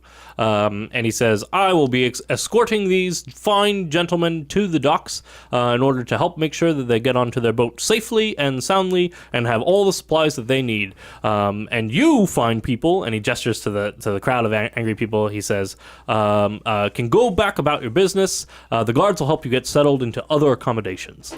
I give 25 of my gold to Thrain. I'm like, here, Thrain, you shouldn't have to go empty-handed. Oh, thank you. It's very generous. That reminds me of when I have to tell a story. I was like 7 or 8, and I had done a Halloween night, trick or treating, and this is back when we used literal pillowcases, and for hours and hours. And this is back when you would just get a tiny little, a little thing. The minis or whatever. Yeah. Just like some people just give out like, here's a lifesaver. You know what I mean? But my bag, and my brother went with me. He was 7 years older than me. Like he was my escort going around. And so he had a big full bag too. He wasn't as excited about it because he was a teenager. We're almost back home, and this car pulls up. And I never forget the taillights of this car, because it was like a 60s like Pontiac, kind of interesting back of the car. This dirt bag, think 1979, 1978 teenager jumps out, pushes me into the ditch. Oh, whoa! Grabs my candy, the fuck? Jumps in the car and drives off. Oh my god! And I'm like, all that work, and when you're 7, candy. Oh my god! Right. Yeah. So we get home, and I'm just like, well, I guess that's that. And my brother gave me all of his candy. That's super sweet. So that's what that felt like. Yeah. Dude, what is wrong with these 17-year-olds? When I was 5 in New York, my dad had bought me an ice cream, and he was next door at the laundromat, and I'm sitting there, and like this, I don't know if they were 17, but clearly these way older teenager or kids, they just like, I don't know what they said, and then all of a sudden one of them just knocks my ice cream to the floor. Yeah. Can you imagine? Like, that's so mean. And you still remember that? Yeah, it traumatized me. Yeah. That was a lot. That sticks with you. I bet those guys don't remember that. No, that's the worst part. Yeah, about that's it. the worst part. I hope they're like losing But I'll make sleep. them remember. Yeah. I hope they wake up in the middle of the night and go, man, I was such a jerk. What was I doing? I have a special set of skills. Yeah. Hopefully they're patrons of this podcast. Yeah. They get to listen in and go, Yeah. "What have I done?" Wait a minute. No. But I was trying to actually hold it because it was spilling off his hand. He thinks I knocked it down. Oh, no. It was poison. He was trying to save I it. was trying to save you from the Don't poison. eat that. He's trying to watch your calories. Yeah, it's trying to save you from a slow and Diabetes, kid. difficult. Yeah, they were altruistic. He was sent from the future. They're the same teenagers of mine trying to save me That's from right. diabetes. That's not vegan. Slap. Yeah, that's sent from the future. I like that. Yes. The four of you, Nicholas is just in this like fruit cart which he's hiding under, and the four of you make your way towards the dock. And the captain of the guard is there. He's no longer in pajamas. He's in full garb gear, and he walks with you to the docks and helps you load up the ship. And he actually has brought a whole bunch of supplies that he had sort of it looks like maybe paid for himself to kind of make sure that your ship is stocked with food and water and all the things you need for a ship. Nice. And as he's kind of helping you get loaded up onto the ship, he actually is going to turn to Thrain. Thrain, he has the guards in this town all have like a badge to designate them as guards. Ooh. It's just like a cloth patch, but they wear it on their uniforms. And he's brought with him an extra cloth patch. And he turns to you and he says, "I know it's not much, and the town doesn't have the money to really help you out with anything, but know that what you did was appreciated at least by a small few." And hands it over. He actually brought a couple of extra cloth patches to give to everybody. Honorary badge members. He says this to kind of everybody, but especially to Right. Thrain, since Thrain gave him all the warnings and everything ahead of time. And he passes out these cloth patches. They say guards of Thorax on them. Oh, nice. And so you can each add those to your inventory. I will treasure this. And Nicholas Quite does an too. honor. And Nicholas it looks like he's almost tearing up a little at receiving this thing, and he kind of like shrugs it off, and he kind of like, it's clear that he's trying to hold that back a little bit, but There's good in you. You can tell that he's really touched by that idea. As you sail out from the water, you start heading, I guess, south. It was what you guys had decided, towards the city. Yeah. You start heading south towards the city of Pahiha, and the sun sets down below the mountains. It takes you a couple of days to travel to the city of Pahiha, and there's like a nice day of just being on the water and fishing and sort of recovering from everything. And there's a great moment where all four of you are sitting with some fine drinks that it looks like Nicholas might have stolen from the inn that he brought along with him, and sitting and enjoying some fine drinks, watching the sunset as you sail down towards the city in pursuit of this strange mystery. Beautiful. And that's where we're going to end for our Dun, dun, dun. Wait, where's the after credits scene? There's actually just a freeze frame of like each of your characters, and it's like Grollo went on to become a lawyer. Oh man, good stuff. Yeah. Yeah, that was fun. We got like a good amount of fighting in there. Were you expecting these guys to deal out so much damage? No, I'm gonna have to really balance my fights differently in the future. I just used up all my spells. You guys did a great job, like really early on with the attacks on the orcs. I was not expecting that. So Fun. I'll to the listeners, I'll say that this is the sort of gaming that I love because, there's a little bit of action, there's choices to make, obviously. But there's also like real heart involved, like you set up opportunities for us to actually develop, interesting relationship with this Nicholas character whom you thought last time we would just turn in and that would be the last we'd see of him.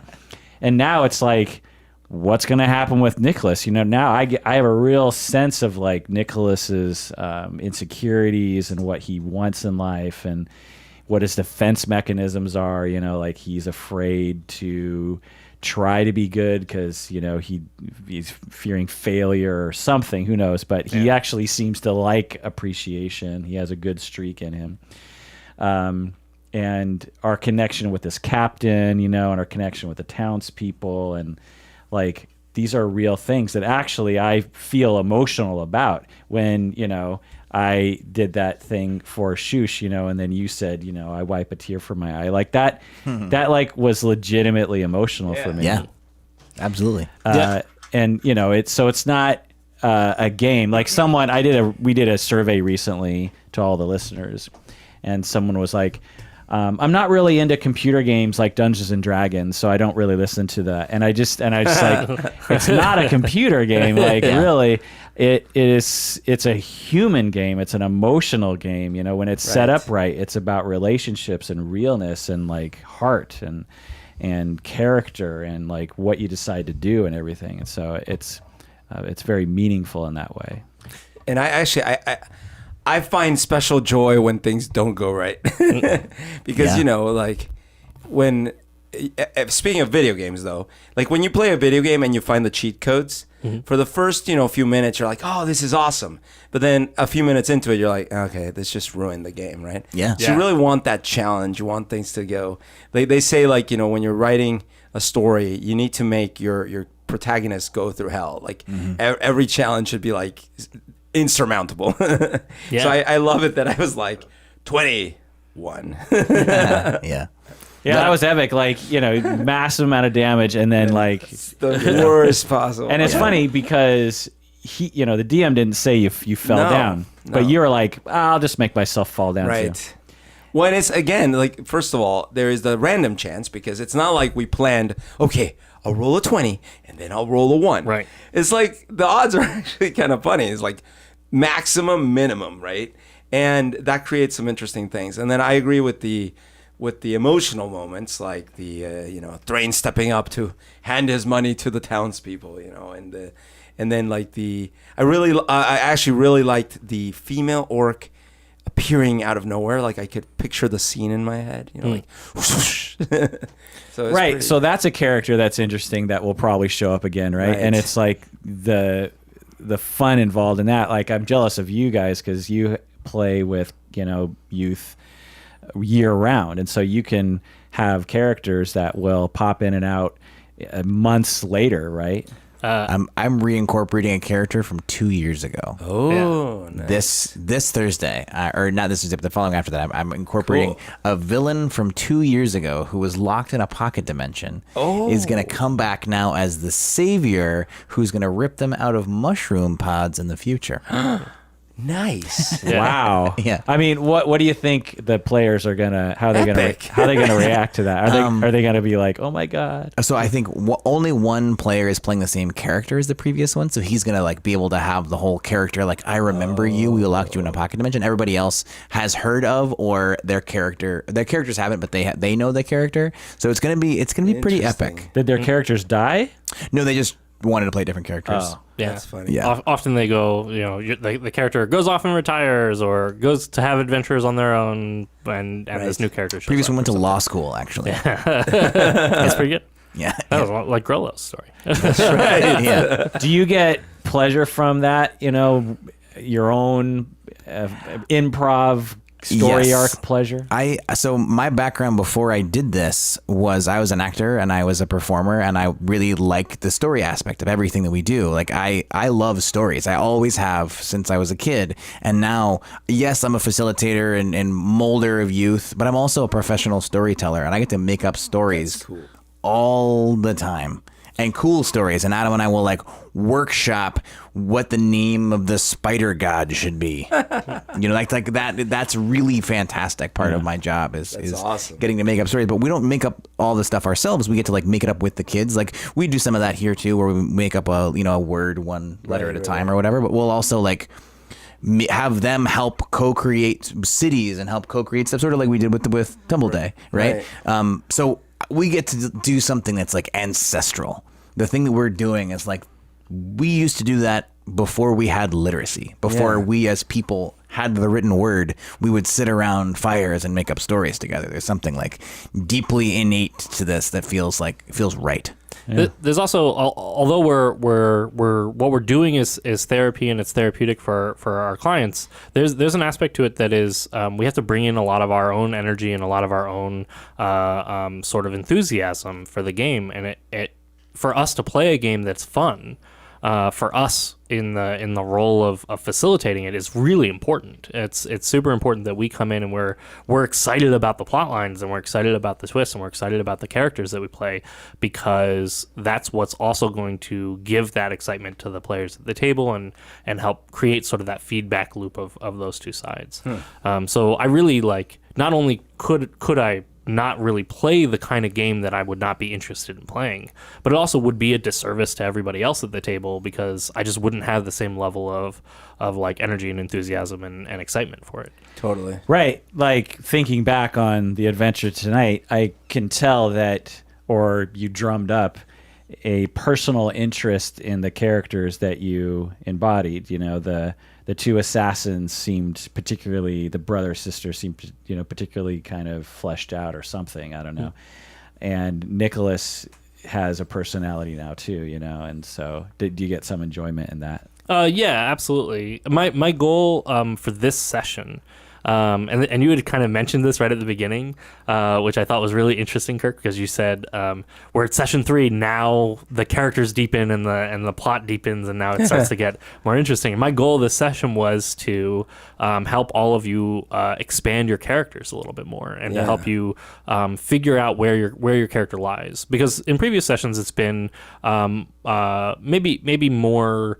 Jokes, which I love jokes and I love those moments, but making you have to make moral decisions and making you have to make choices that may have consequences. Those are where your character really comes out and shines. All of a sudden now you have to decide what your character is going to do in a situation where both choices seem like legitimate and fully important choices to make. Right. And there's no clear which way should I go on this? Right. That necessarily exists, and then you have to deal with the fallout. And you have to deal with the consequences of having made one decision over another decision. Also, the question you asked at the beginning of the day, totally helped me understand as a player, how am I going to be motivated? What is Shush's motivation? Because before it was he's he's an adventurer, he wants gold, I guess, and he's going to save people because that's how the game works. Right. It's a you game. want recognition. But now because you asked that question and I had an opportunity to think about it, now I had some sort of background software I could use to be what should Shush do in this moment as a story element now? Right. And there was still some mirth and revelry that came from Shush being silly and wanting to go carve his name on the wall or whatever.